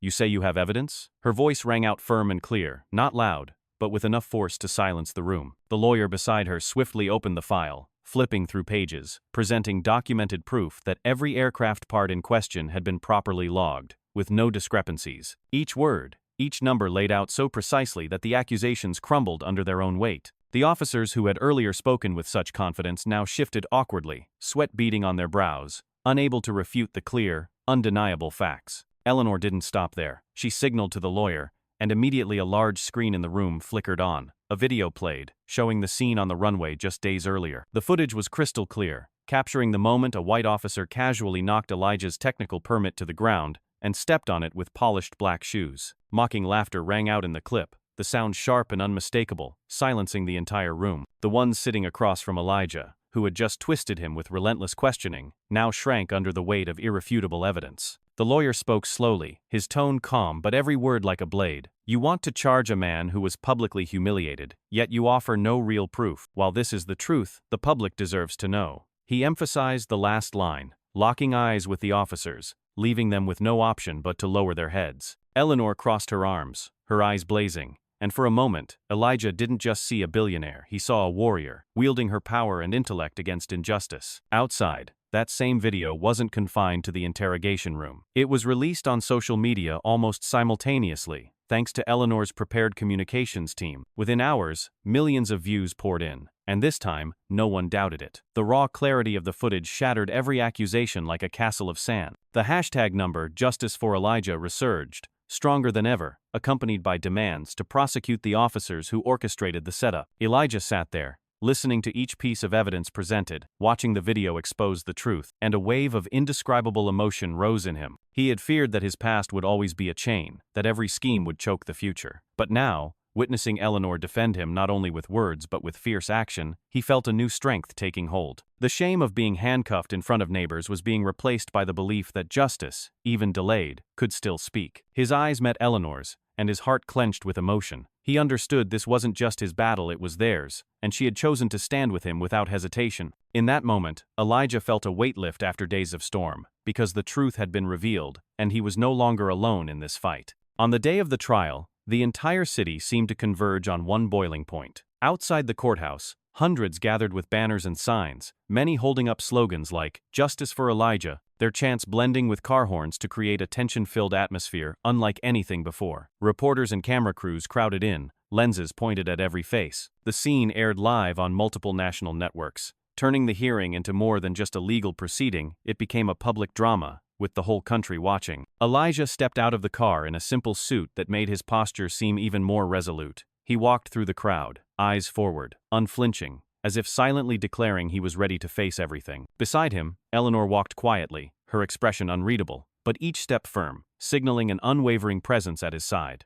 Inside the courtroom, the tension was even heavier. In the defendant's seat sat the officers who had once humiliated and falsely accused Elijah. Their faces were pale, their eyes evasive, a stark contrast to their arrogance on the runway. One by one, the lawyers presented the evidence, the video showing the permit being knocked to the ground and trampled played in the courtroom, the mocking laughter echoing from the speakers like a knife slicing through the air. The gallery stirred with anger, whispers rising as the truth unfolded. Photos and inventory records from the parts room were submitted, exposing the blatant setup. With each page turned, Elijah's dignity was restored, each piece of proof building a wall of truth around him. Eleanor's attorney stood and spoke with calm authority, emphasizing that this was not just about one wrongful accusation, but a clear example of the abuse of power and systemic prejudice corroding the system. He ended with a sharp line: "When power is used to crush dignity, justice must rise." The room erupted in applause, the judge forced to pound the gavel to regain order. In the gallery, some wiped tears, others whispered that finally, the truth had found its voice. The accused officers stood and bowed their heads before the court.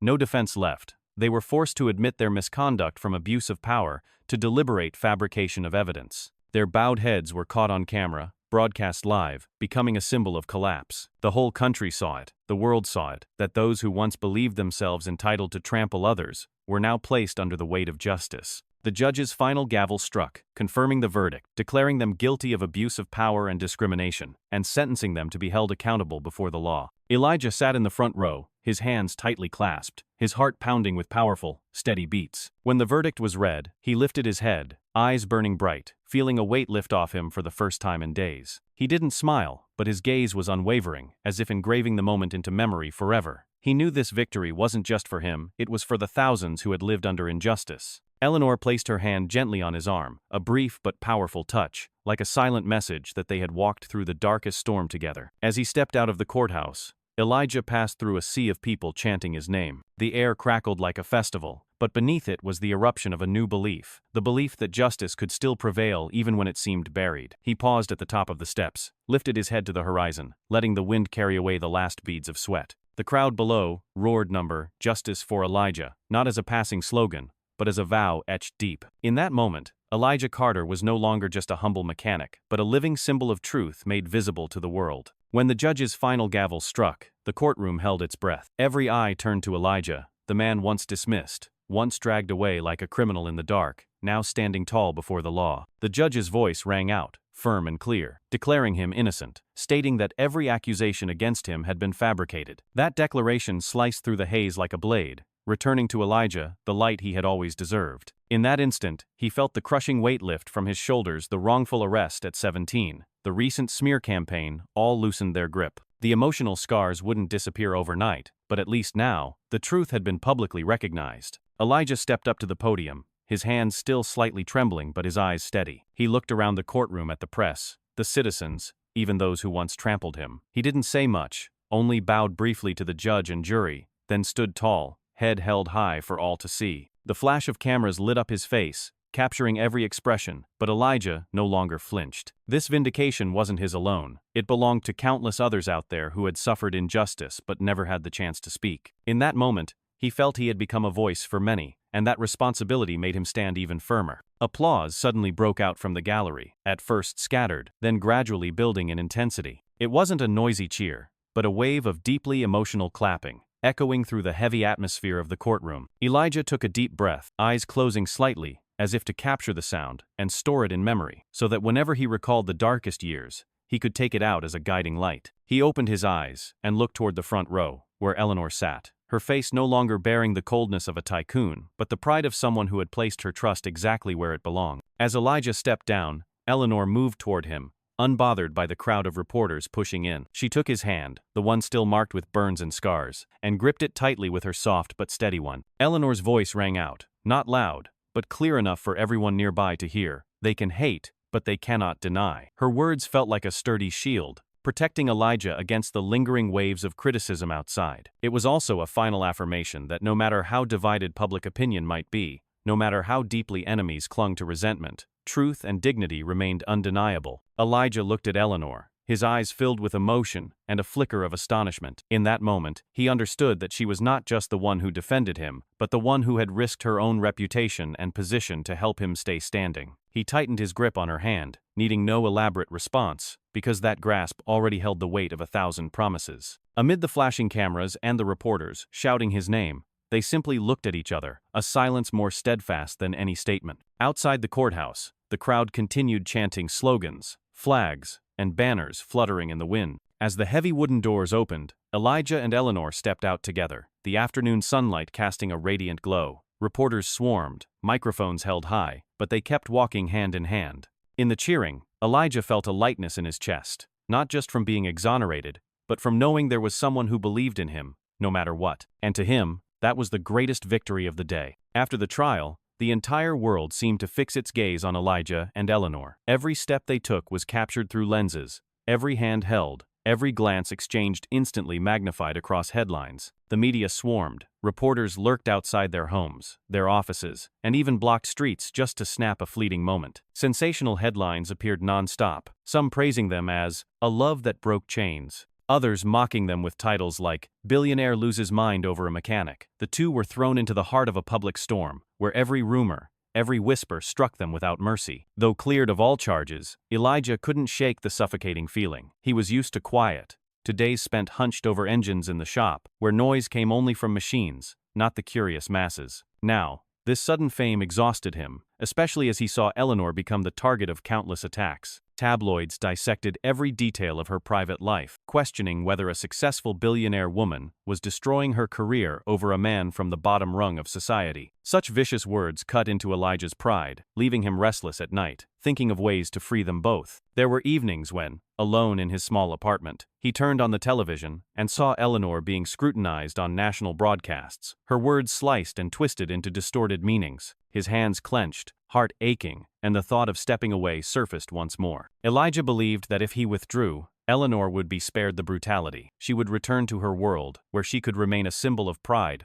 untouched by reproach. He knew exactly how deeply he cared for her, and because of that, he didn't want her to bear another wound on his account. One evening, after a long and weary day, they sat together in Eleanor's office, the warm light casting a golden hue across the spacious room. Elijah hesitated before speaking. He looked at her, his voice low and steady. "Maybe I should step out of your life, so you won't have to carry all this scrutiny." The words dropped like a stone in the silence, making Eleanor pause. She set her folder down, eyes locking on his, unwavering. In that moment, Elijah saw the same resolve in her clear blue gaze that had once shaken billion-dollar negotiations. Eleanor gently shook her head, lips tightening before she spoke firmly. "If you walk away, it means letting them win. I didn't build this life to bow to the gossiping crowd." Her voice rang strong, like a flame lighting the room, dispelling every trace of doubt in him. Elijah said nothing, chest tight with emotion. He understood then that this love wasn't weakness, it was a battle. And in that battle, Eleanor had chosen to stand with him, no matter the storm that raged outside.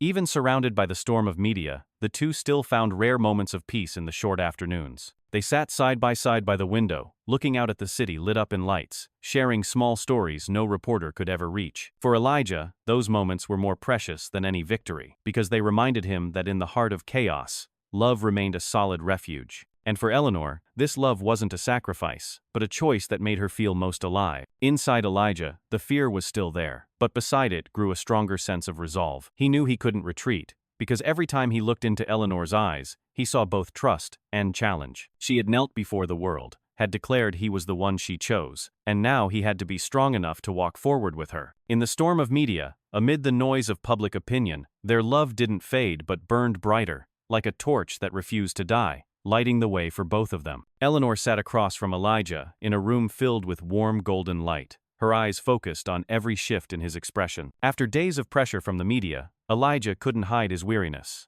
He leaned on his knees, broad shoulders trembling slightly under the weight of his worry. In his mind, the thought of stepping away still lingered like a heavy shadow, pressing down and urging him to let go. He thought of the headlines, the careless or cruel ridicule, and the burden Eleanor was bearing just for choosing to stand beside him. Elijah didn't want her to keep paying that price, especially when he knew her world had never been meant for someone like him. But before he could say another word, Eleanor spoke, her voice low and steady, echoing across the quiet room. "If you walk away, it means letting them win." The words struck like a blade through Elijah's tangled thoughts. He looked up and met Eleanor's eyes that showed no fear, no hesitation. Every word she spoke carried the weight of someone who had fought many battles, someone who understood better than anyone that the moment you bowed your head, others would forever step over you. "If you walk away, it means letting them win," she repeated, slowly, as if etching it into Elijah's mind, that this love could not be broken by public gossip or the schemes of the powerful. For Eleanor, walking away was not protection, it was surrender, and she would never accept that. Elijah remained silent for a long while. He heard his heart pounding wildly, each beat thudding against his chest. But this time it wasn't just fear. He remembered the day she knelt before hundreds of eyes, remembered her resolute words when she declared her faith in him, remembered the way she gripped his hand in court when she said that people might hate, but they couldn't deny. All those moments came flooding back, intertwining, making him realize that Eleanor had chosen to walk this path with him to the end, and if he left now, he would betray not only their love but also the trust she had given him. Outside the window, the city was still glowing with lights, people rushing by, unaware that inside that room, two people were deciding the fate they would share. Elijah took a deep breath, a strange new light shining in his dark eyes. He felt the flame in his chest, the one lit on the runway, now burning stronger than ever. He realized the media storm was only part of it. The real challenge was holding on to his heart amid the crushing pressure. And in that moment, he had his answer. "I'm not going anywhere," Elijah said, his voice rough but steady. He turned, placing his calloused hand on Eleanor's, the hand that had held his through so many dark moments. "If I leave, like you said, it means they win. I can't let that happen."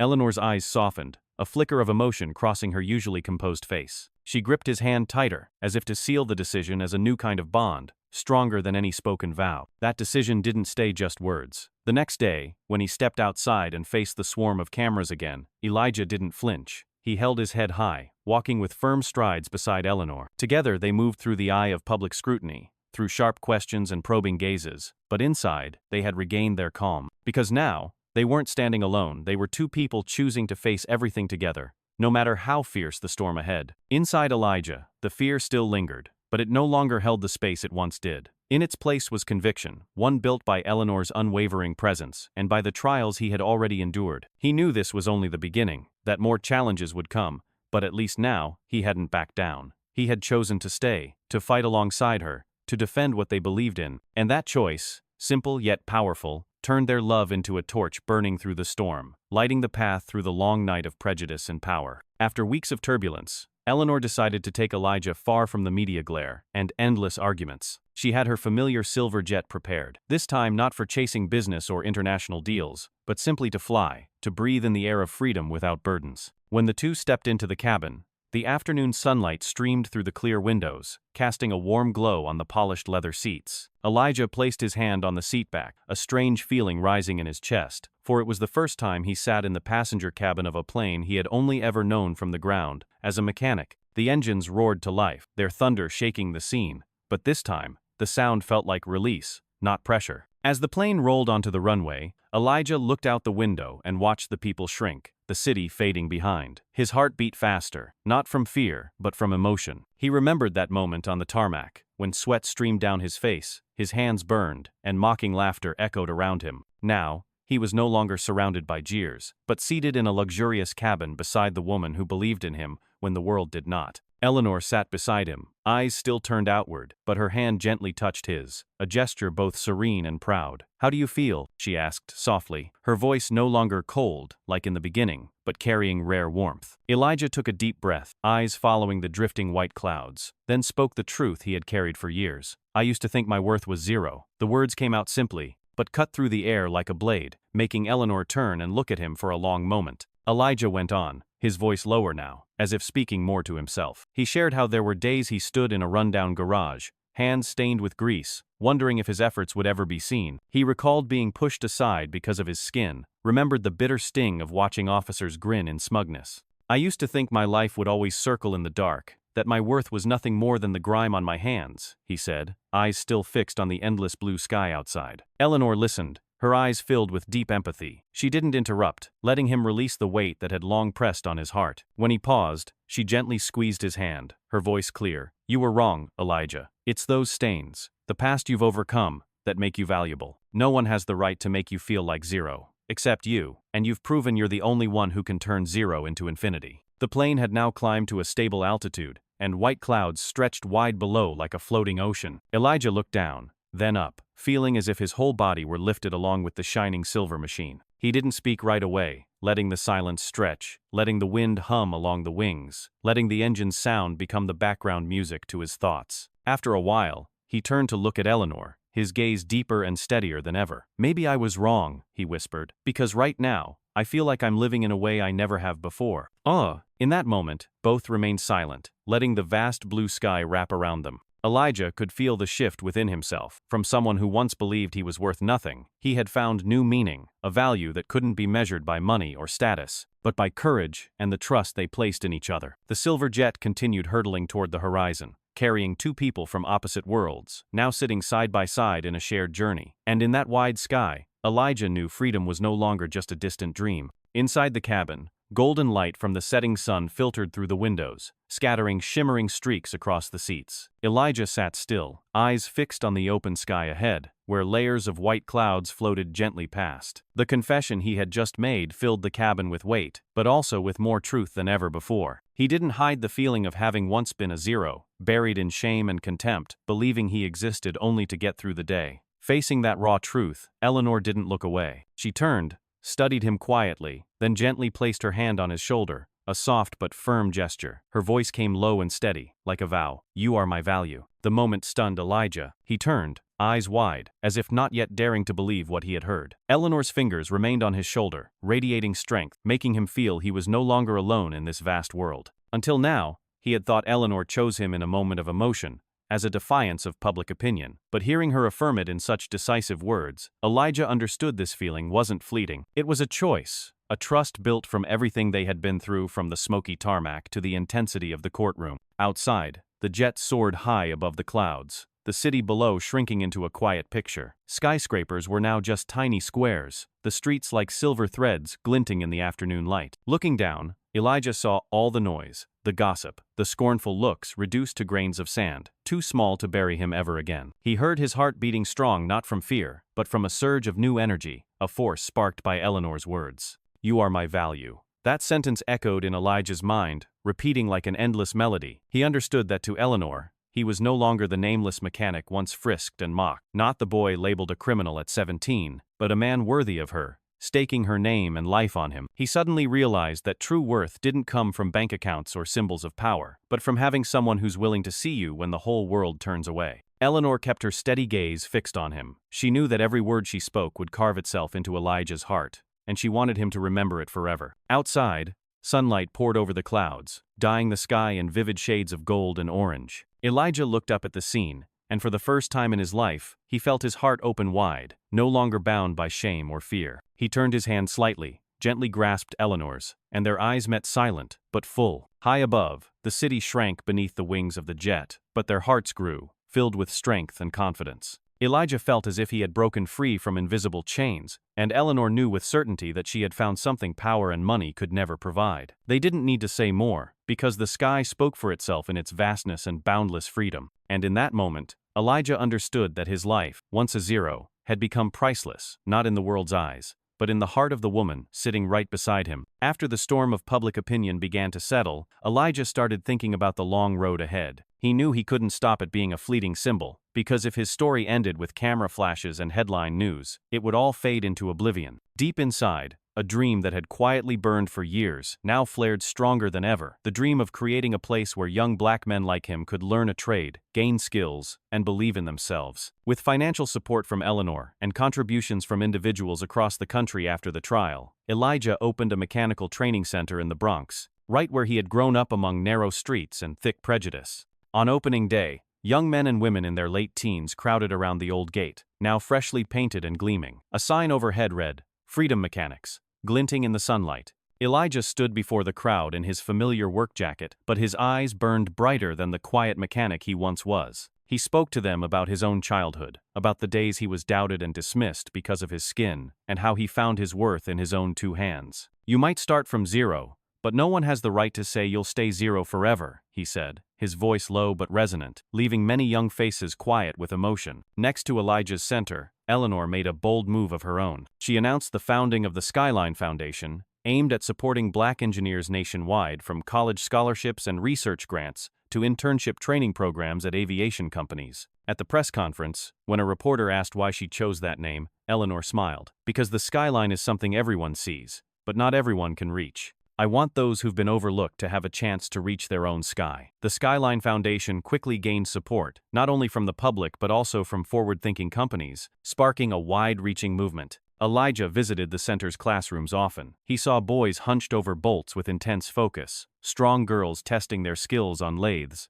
their eyes lit with the same resolve he once carried. He walked around, adjusting a student's grip here, handing another a better pair of gloves there, and in every conversation, he planted more belief that they were on the right path. Many had once thought surviving the day was enough, but now they began dreaming bigger of aircraft, giant engines, and jobs that used to be locked behind walls of bias. In the late evenings, when the workshop quieted and only the sound of wind drifted through the window frame, Elijah often sat alone, gazing at the glowing sign under the street lamp. He knew this center wasn't just a place to teach trades, but a direct response to all the contempt that had once crushed his life. It stood as proof that from pain could come opportunity, from darkness could bloom light. And he felt it deeply that every burst of laughter in the classroom, every spark in the students' eyes was a seed of hope being sown. Eleanor, though busy with her business empire, continued to attend the fundraising events for Skyline. She watched Elijah standing before the youth, her heart swelling with a pride she couldn't put into words. She knew that kneeling on the runway that day hadn't been a moment of impulse, but a choice that opened a much longer journey, one where their love was made real through social change. When she saw those young faces rise from hardship, she understood that what they were doing wasn't just a fight against injustice, but a way to restore faith for an entire generation. In the noisy Bronx, the Mechanics Center and Skyline Foundation became new symbols, not just of love, but of renewal. People once pushed to the margins were now stepping into the light, and in their hearts, the name Elijah Carter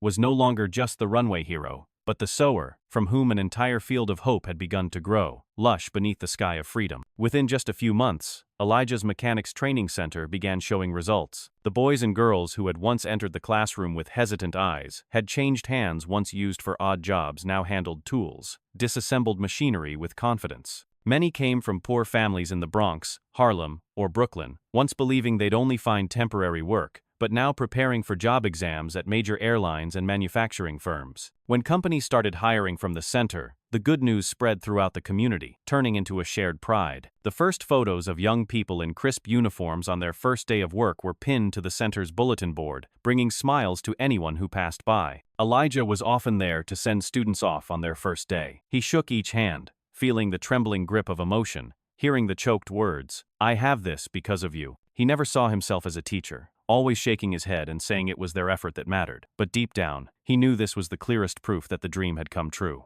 Seeing those young faces break free from the grip of poverty and prejudice made Elijah feel that every day of his life now held full meaning. The community around the Bronx began to change. Where alleyways once drowned in violence and apathy, now more young people choose to stay, joining classes instead of slipping into street temptations. Parents who once felt powerless watching their children cast aside by society now smiled as they saw them carrying tool bags to mechanical school, coming home with certificates, then landing respectable jobs. One mother cried as she hugged Elijah and said, "You gave my son a future I never thought I'd see." Words like that became a source of strength, helping Elijah walk more firmly along this challenging but meaningful path. When the media returned to cover the story, the footage was no longer filled with sensational headlines or sarcasm, but inspiring reports. They captured boys who once struggled with life, now focused beside old engines, or strong girls tightening bolts with glowing eyes. Elijah appeared in the frame not as a victim of injustice, nor merely as the man Eleanor had proposed to, but as a living symbol of change. He walked through the center in simple clothes,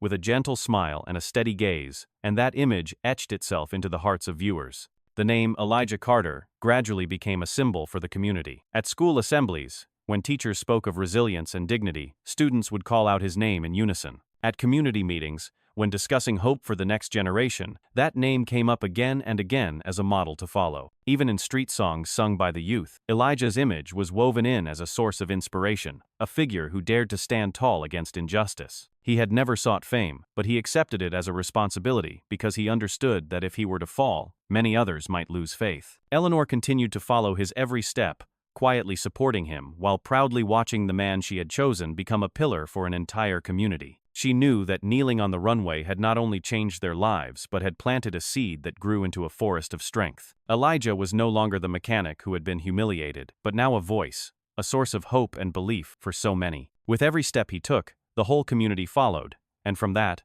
a new future was unfolding. On an early summer morning, as golden sunlight began stretching across the wide runway, the usually bustling JFK airport was thrown into chaos by a serious technical incident. A luxury commercial aircraft, moments away from takeoff, suddenly experienced a malfunction. This wasn't just any flight, it carried multiple reporters and a film crew shooting a special aviation broadcast. News of the incident spread instantly, drawing dozens of news channels to turn their cameras toward the massive aircraft now lying motionless in the middle of the runway. This was not a crisis that could be hidden behind closed doors. Every passing minute was being captured and broadcast live to millions of viewers. People started murmuring, speculating, all eyes fixed on the tarmac, waiting to see if someone could step in and turn the situation around. The name Elijah Carter rang out like a call to action. Elijah was urgently dispatched to the scene. As he stepped out of the maintenance truck under the blazing sun reflecting off the silver fuselage, camera lenses zoomed in on his every move. He was no longer the mocked mechanic of days past. Elijah now appeared steady and assured, his gaze calm but bright with purpose. Carrying his familiar toolbox, he walked straight toward the engine bay, with unwavering focus. Those standing beyond the security fence fell silent, watching closely. In the air taut as a wire, Elijah remained composed, took a deep breath, then bent down and opened the engine hatch to begin his work. The sound of clinking metal mixed with the rapid clicks of camera shutters, capturing every detail. His calloused hands moved with precision, every bolt,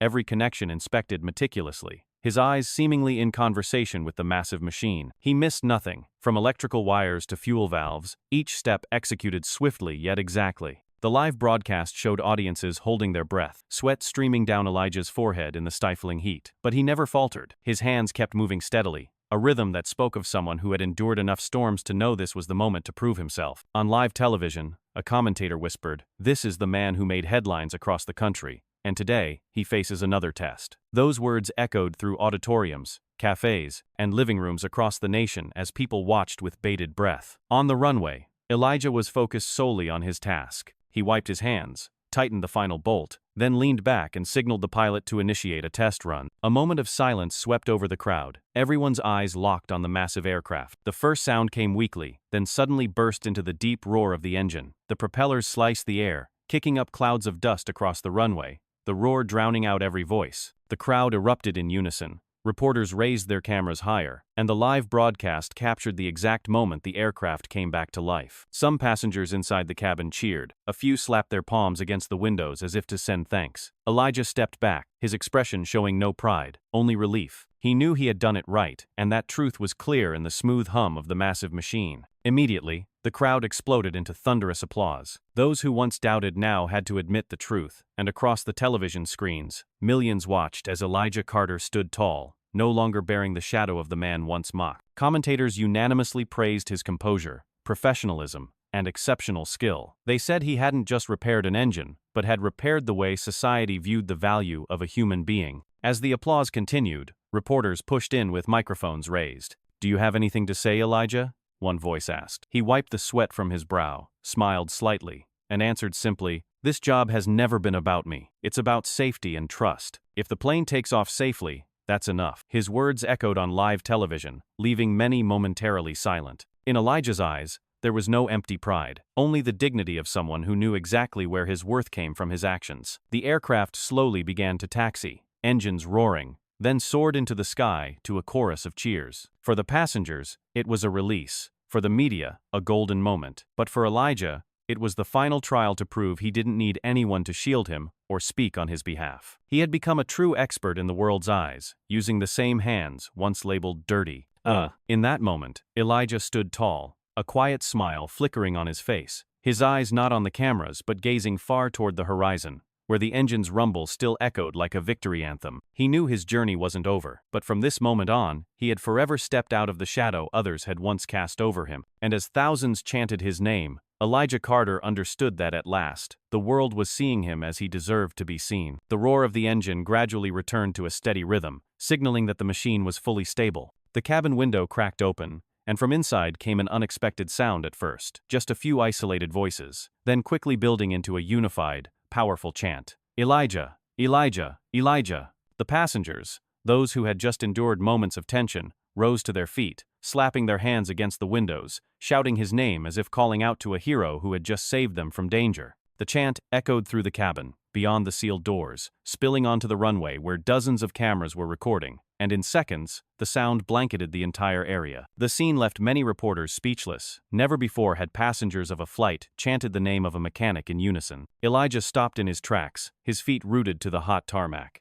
In his chest, his heart pounded not out of fear, but from overwhelming emotion. He looked up and unintentionally locked eyes with the faces behind the glass. There were bright smiles, tears streaming down cheeks, and hands waving nonstop. He saw a young boy press his face to the window and give him a thumbs up, and the sight caught something deep inside him. In that instant, Elijah realized he hadn't just fixed an aircraft, he had given those people back their trust in safety, in fairness, in the worth of working hands. The crowd on the ground quickly joined in with the passengers. Airport staff, reporters, and even those standing beyond the security fence, all chanted in unison. Elijah. The sound roared like a massive choir, overpowering the engine's hum. Camera lenses zoomed in close, capturing the moment his sun-weathered face lifted amid the swell of emotion. Elijah swallowed hard, his hands clenched, then slowly relaxed, letting the flood of feeling rise. He didn't try to smile or wave like a celebrity, he simply stood tall, letting the world see the figure of a man who no longer bowed to any prejudice. As the flight crew exited the plane, they too joined the crowd, shaking Elijah's hand, clapping him on the back like a peer. In that moment, he was no longer someone to be looked down on, but the center of deep respect. One female flight attendant whispered into a live broadcast mic, "He saved this flight not just with his skill, but with the calm that earned all of our admiration." Her words were immediately aired live, reaching millions of viewers watching from home. And everywhere, people began sharing, writing about Elijah as a living example that human worth does not depend on skin color or status. Elijah stepped out into the swarm of reporters, flashes from cameras bursting in his face. But this time, he no longer saw it as a burden. He calmly set down his toolbox, lifted his head, and walked with steady strides, every step reflecting a man who knew exactly who he was. The crowd parted to let him through, and in that moment, Elijah realized he had truly changed. He was no longer the lowly mechanic who had once been mocked and cast aside on this very runway, but a professional, a man recognized for his skill and dignity. Television channels simultaneously broadcast the image, with commentators exclaiming, "Elijah Carter has emerged not as a nameless maintenance worker, but as a leading expert, a hero in the public eye." Those words traveled far, into every home, cafe, and office, and Elijah's name was repeated with respect. On social media, thousands shared the clip of passengers chanting his name, adding heartfelt captions. "This is what the world needs to see. This is true dignity." Elijah maintained a soft smile, a smile filled with calm after the storm. He didn't say much, just nodded slightly when a reporter asked how he felt. Deep inside, he knew every trial, every insult, every dirty scheme had led to this moment, the moment he stood tall, solid, beyond anyone's power to belittle him again. He had made himself an expert, not through titles bestowed by others, but through what he had done on that runway, under the eyes of millions. The chant from the passengers still echoed as Elijah left the engine area, stepping into the blazing afternoon sun stretching across the tarmac. He walked slowly, each step etching the ground with the imprint of a journey that had ended in triumph. And in that moment, the world witnessed the transformation of a man, from the shadows of disdain to the light of recognition. Elijah Carter was no longer just a name in the news, but a symbol of pride, of resilience, of the belief that dignity can be built by one's own hands, so long as one dares to stand tall in the face of the storm. The day so many had waited for finally arrived, not in a grand cathedral or luxurious hotel, but right on the runway where it all began. JFK Airport, usually noisy and bustling, became a special scene, with part of the runway blocked off for a wedding ceremony. Chairs were neatly arranged along a pristine white carpet, and sheer drapes floated gently in the breeze above. Passengers, reporters, friends, and locals who had followed their story gathered in full, eyes glowing as they took in the simple yet extraordinary wedding stage. That afternoon, the sky was crystal clear, the blazing sunlight stretched across the hot asphalt, turning the whole setting into a majestic canvas no banquet hall could rival. Elijah stepped out in a dark suit, tall and steady, his face a blend of solemnity and emotion. The hands once calloused and stained with grease were now bound in white gloves, but his eyes still burned bright, like the day he stood on this runway to defend his dignity. Every step echoed the past, a reminder that it was right here, among insults and judgment, that he proved his worth through sweat and resolve. Now, he no longer walked alone, because at the end of that white carpet, Eleanor was waiting. When Eleanor appeared, the entire crowd fell silent. She wore a pure white gown, elegant in design yet no less regal, like silk wrapped around a posture defined by strength and clarity. Her hair was swept up, a few soft curls dancing in the wind, her blue eyes glinting in the afternoon light. She needed no jewelry to declare her power, because her presence in this moment was proof enough of courage, of a love bold enough to defy all order.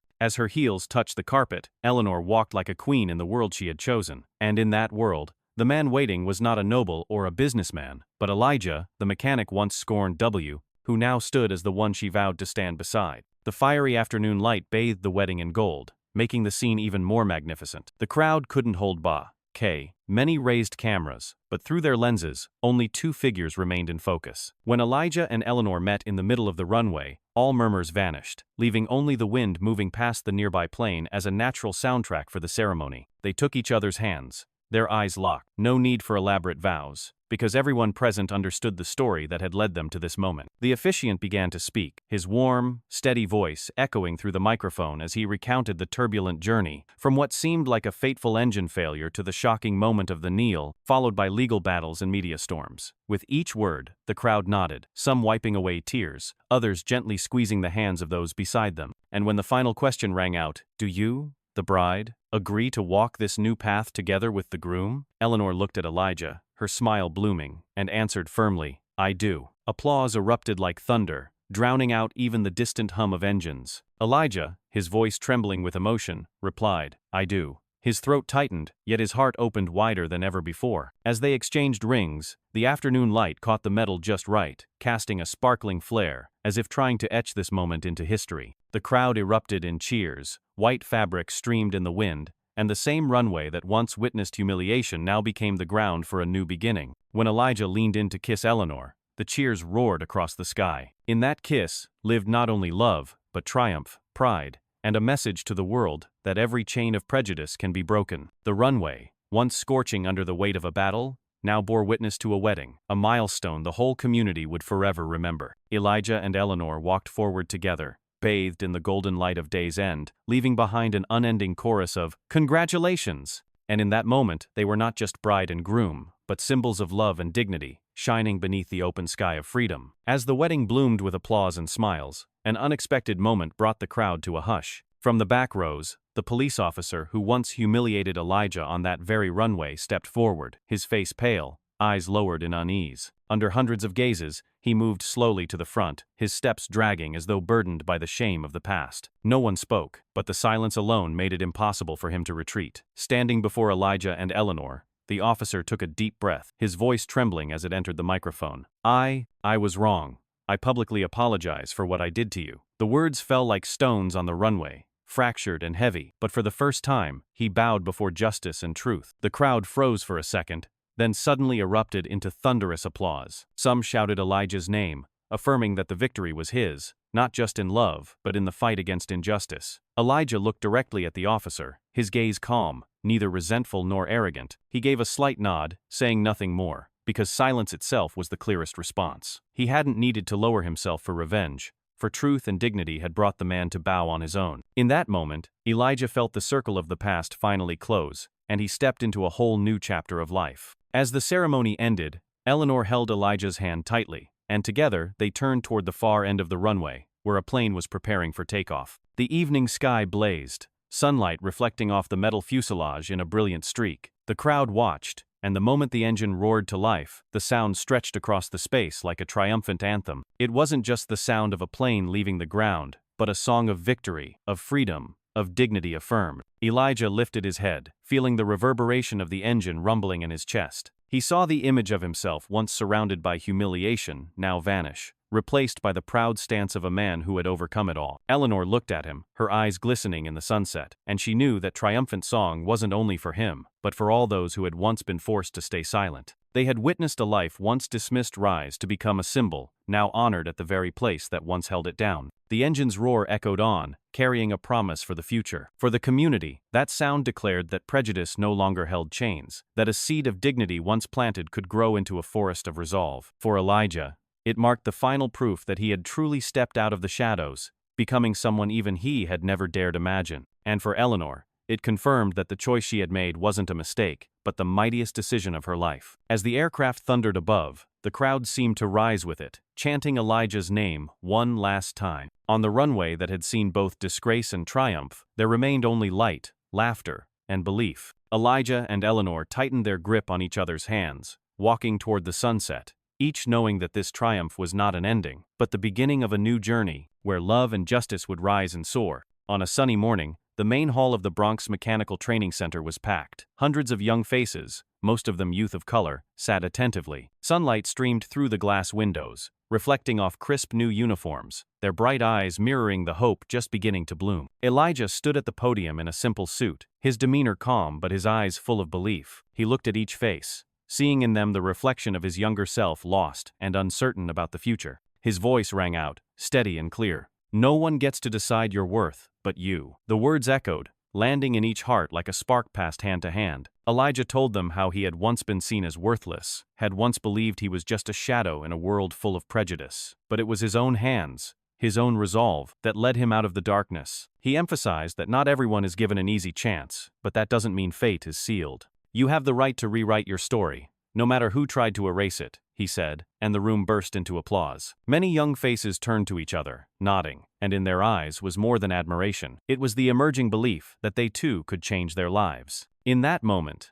Elijah was no longer just a mechanic or a reluctant hero, but a spiritual leader of the entire community. The young trainees had come from all over, some having dropped out of school because of poverty, others having endured the sting of judgmental stares, and now they listened to him without looking away. Every word he spoke was a reminder that value is not something given by others, but something proven through action. Many of them cried, because in Elijah's story, they saw their own pain and their own hope. Eleanor sat in the front row, silently watching. On her face was a proud smile, tinged with emotion. When Elijah finished his speech, she stepped onto the stage, her heels striking the wooden floor with a firm rhythm, and the hall fell silent. In a steady voice, Eleanor announced plans to expand the Skyline Fund to multiple countries. She spoke of a future where engineers of color would no longer be held back by borders, where young talent from Africa, South America, or Asia would have equal access to education and advancement. "We're not just expanding a fund, we're opening the sky itself," Eleanor declared, and the hall erupted in applause. Reporters quickly took note, and by that afternoon,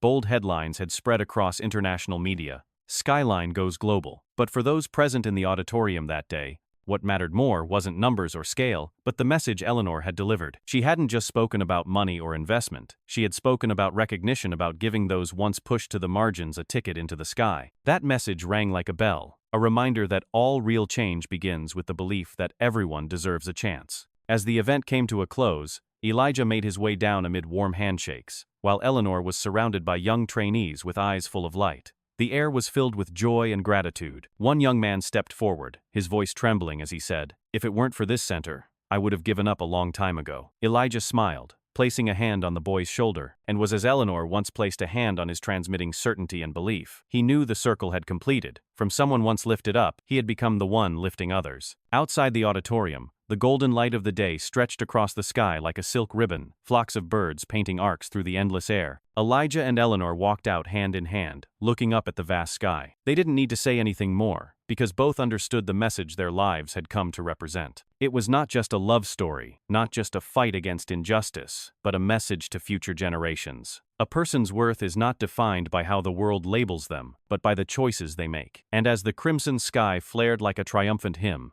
they knew the seed of hope had truly taken root, from which a forest of freedom would grow. As the ceremony ended, the room slowly emptied, leaving only scattered footsteps and the lingering echo of applause in memory. Elijah stood beside Eleanor, neither saying a word. They just looked at each other for a long time, their eyes locked in a silent thread connecting two worlds, once thought never to meet. No grand vows were needed. They both understood they were no longer just lovers, but had become symbols of transformation, and not the kind of transformation born from fleeting moments, but one etched deeply into the collective awareness of a community, where a love story had merged with a struggle for justice and dignity. Eleanor gently touched Elijah's calloused hand, the hand once scorched by flames on the runway, once handcuffed under the scornful gaze of neighbors, now held as proof of victory. Elijah smiled, a smile full of tenderness, and a hint of fatigue after a long and trying journey, but his eyes burned with an unshakable belief. They weren't just in love, they were proving together that love could become the force that leads a community beyond the invisible chains of prejudice. Outside, the sky had turned a deep shade of purple, city lights flickering on one by one, reflecting in their eyes like 1,000 stars. Elijah spoke softly,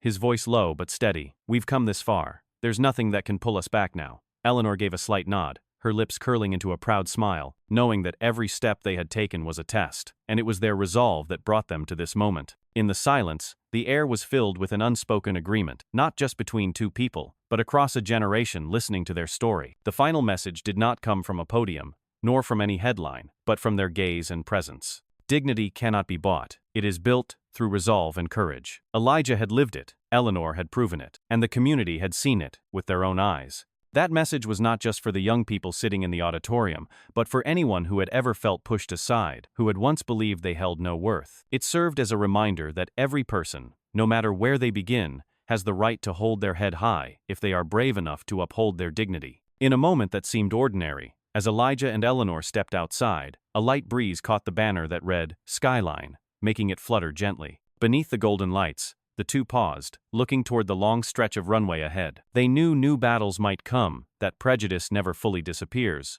but the seed had been planted, and once belief takes root, it cannot be uprooted. Elijah turned, gently grasping Eleanor's hand, and in that look, they both reaffirmed that the journey continues, and they were ready. That night, across the evening news, their image standing side by side appeared once again, but this time no longer as a subject of controversy. Anchors spoke of them with respect, calling them a testament to the power of dignity and love. Social media is filled with shared posts, many saying the story of Elijah and Eleanor made them believe that justice was not just a dream, but something that could be reached with persistence and courage. Messages poured into the center from young people eager to join, because they now saw it not just as a vocational school, but as a place where people learned to hold on to their self-respect. As night fell, the city still glowed brightly, while Elijah and Eleanor stood on a high balcony, the breeze cool and peaceful around them. They leaned into each other in silence, needing no more words, for everything had already been affirmed through the journey they had taken. Dignity cannot be bought, love cannot be forced, and change cannot wait. It comes only when someone dares to stand tall, to step forward, and to hold firm to their belief. That was the closing message, and at the same time, an opening one, so that anyone who heard it would know the flame still burned, lighting the way for those who come next. As the journey came to a close, the story of Elijah Carter and Eleanor Whitmore was no longer just an extraordinary love between two vastly different people, but an epic of faith, dignity, and transformation. From a black mechanic scorned by society, Elijah had pushed through every trial, from humiliation on the runway, to dirty schemes in the shadows, to breathless court battles. Beside him, Eleanor, a billionaire once used to cold authority, chose to kneel before public opinion, not to show weakness, but to affirm her unshakable belief in human worth. Together, they created a path never walked before, where love merged with justice, where personal pride became a source of inspiration for an entire community. From the sweat Elijah shed while reaching into a burning engine, to the moment he stood face to face with officers full of prejudice, people witnessed the growth of a man. He wasn't born a hero, adversity forged him into one. His silent nod in response to the public apology from the officer who once humiliated him was the clearest sign that real strength lies not in retaliation, but in proving yourself through unwavering resolve. Elijah showed that justice doesn't only exist in law books, but lives in the hearts of those who refuse to back down. For Eleanor, this story was a turning point as well. Once seen as distant, driven solely by profit and power, She made a choice on that runway to stand with a man who had nothing but his hands. That choice changed not only Elijah's life, but her own. Eleanor transformed Skyline into a global foundation, creating opportunities for Black engineers and overlooked talent buried beneath bias. She proved that true love doesn't weaken a person, it makes them strong enough to open doors for others. From this story, the first lesson is clear.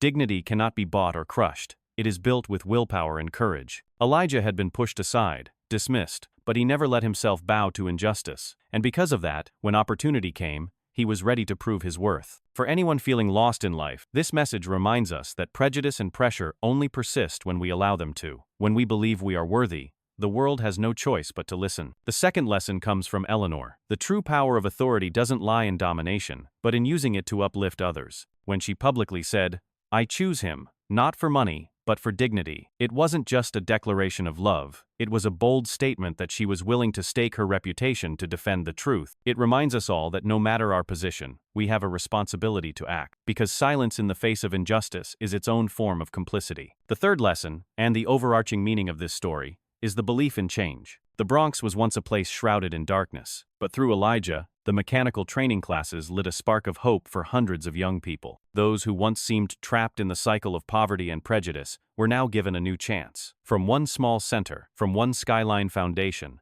an entire community transformed. It proved that every action, no matter how small its beginning, can create a ripple effect powerful enough to shift society. In the end, the love between Elijah and Eleanor wasn't just their personal story. It was a testament to the power of choice. They chose each other despite class, despite judgmental stares, and despite cruel whispers. That choice turned their relationship into a source of inspiration not only for the Black community, but for anyone who believes that boundaries are merely constructs we create. The story comes to a close, but its echoes remain. On the runway that once burned with conflict, there is now only sunset light and the hum of engines taking off like an eternal melody. Elijah and Eleanor look at each other, and in their eyes, there is not only love, but a message to the world. Dignity cannot be bought. It can only be built through resolve and courage. And that message will live on, lighting the path for those still walking through darkness in search of their own light.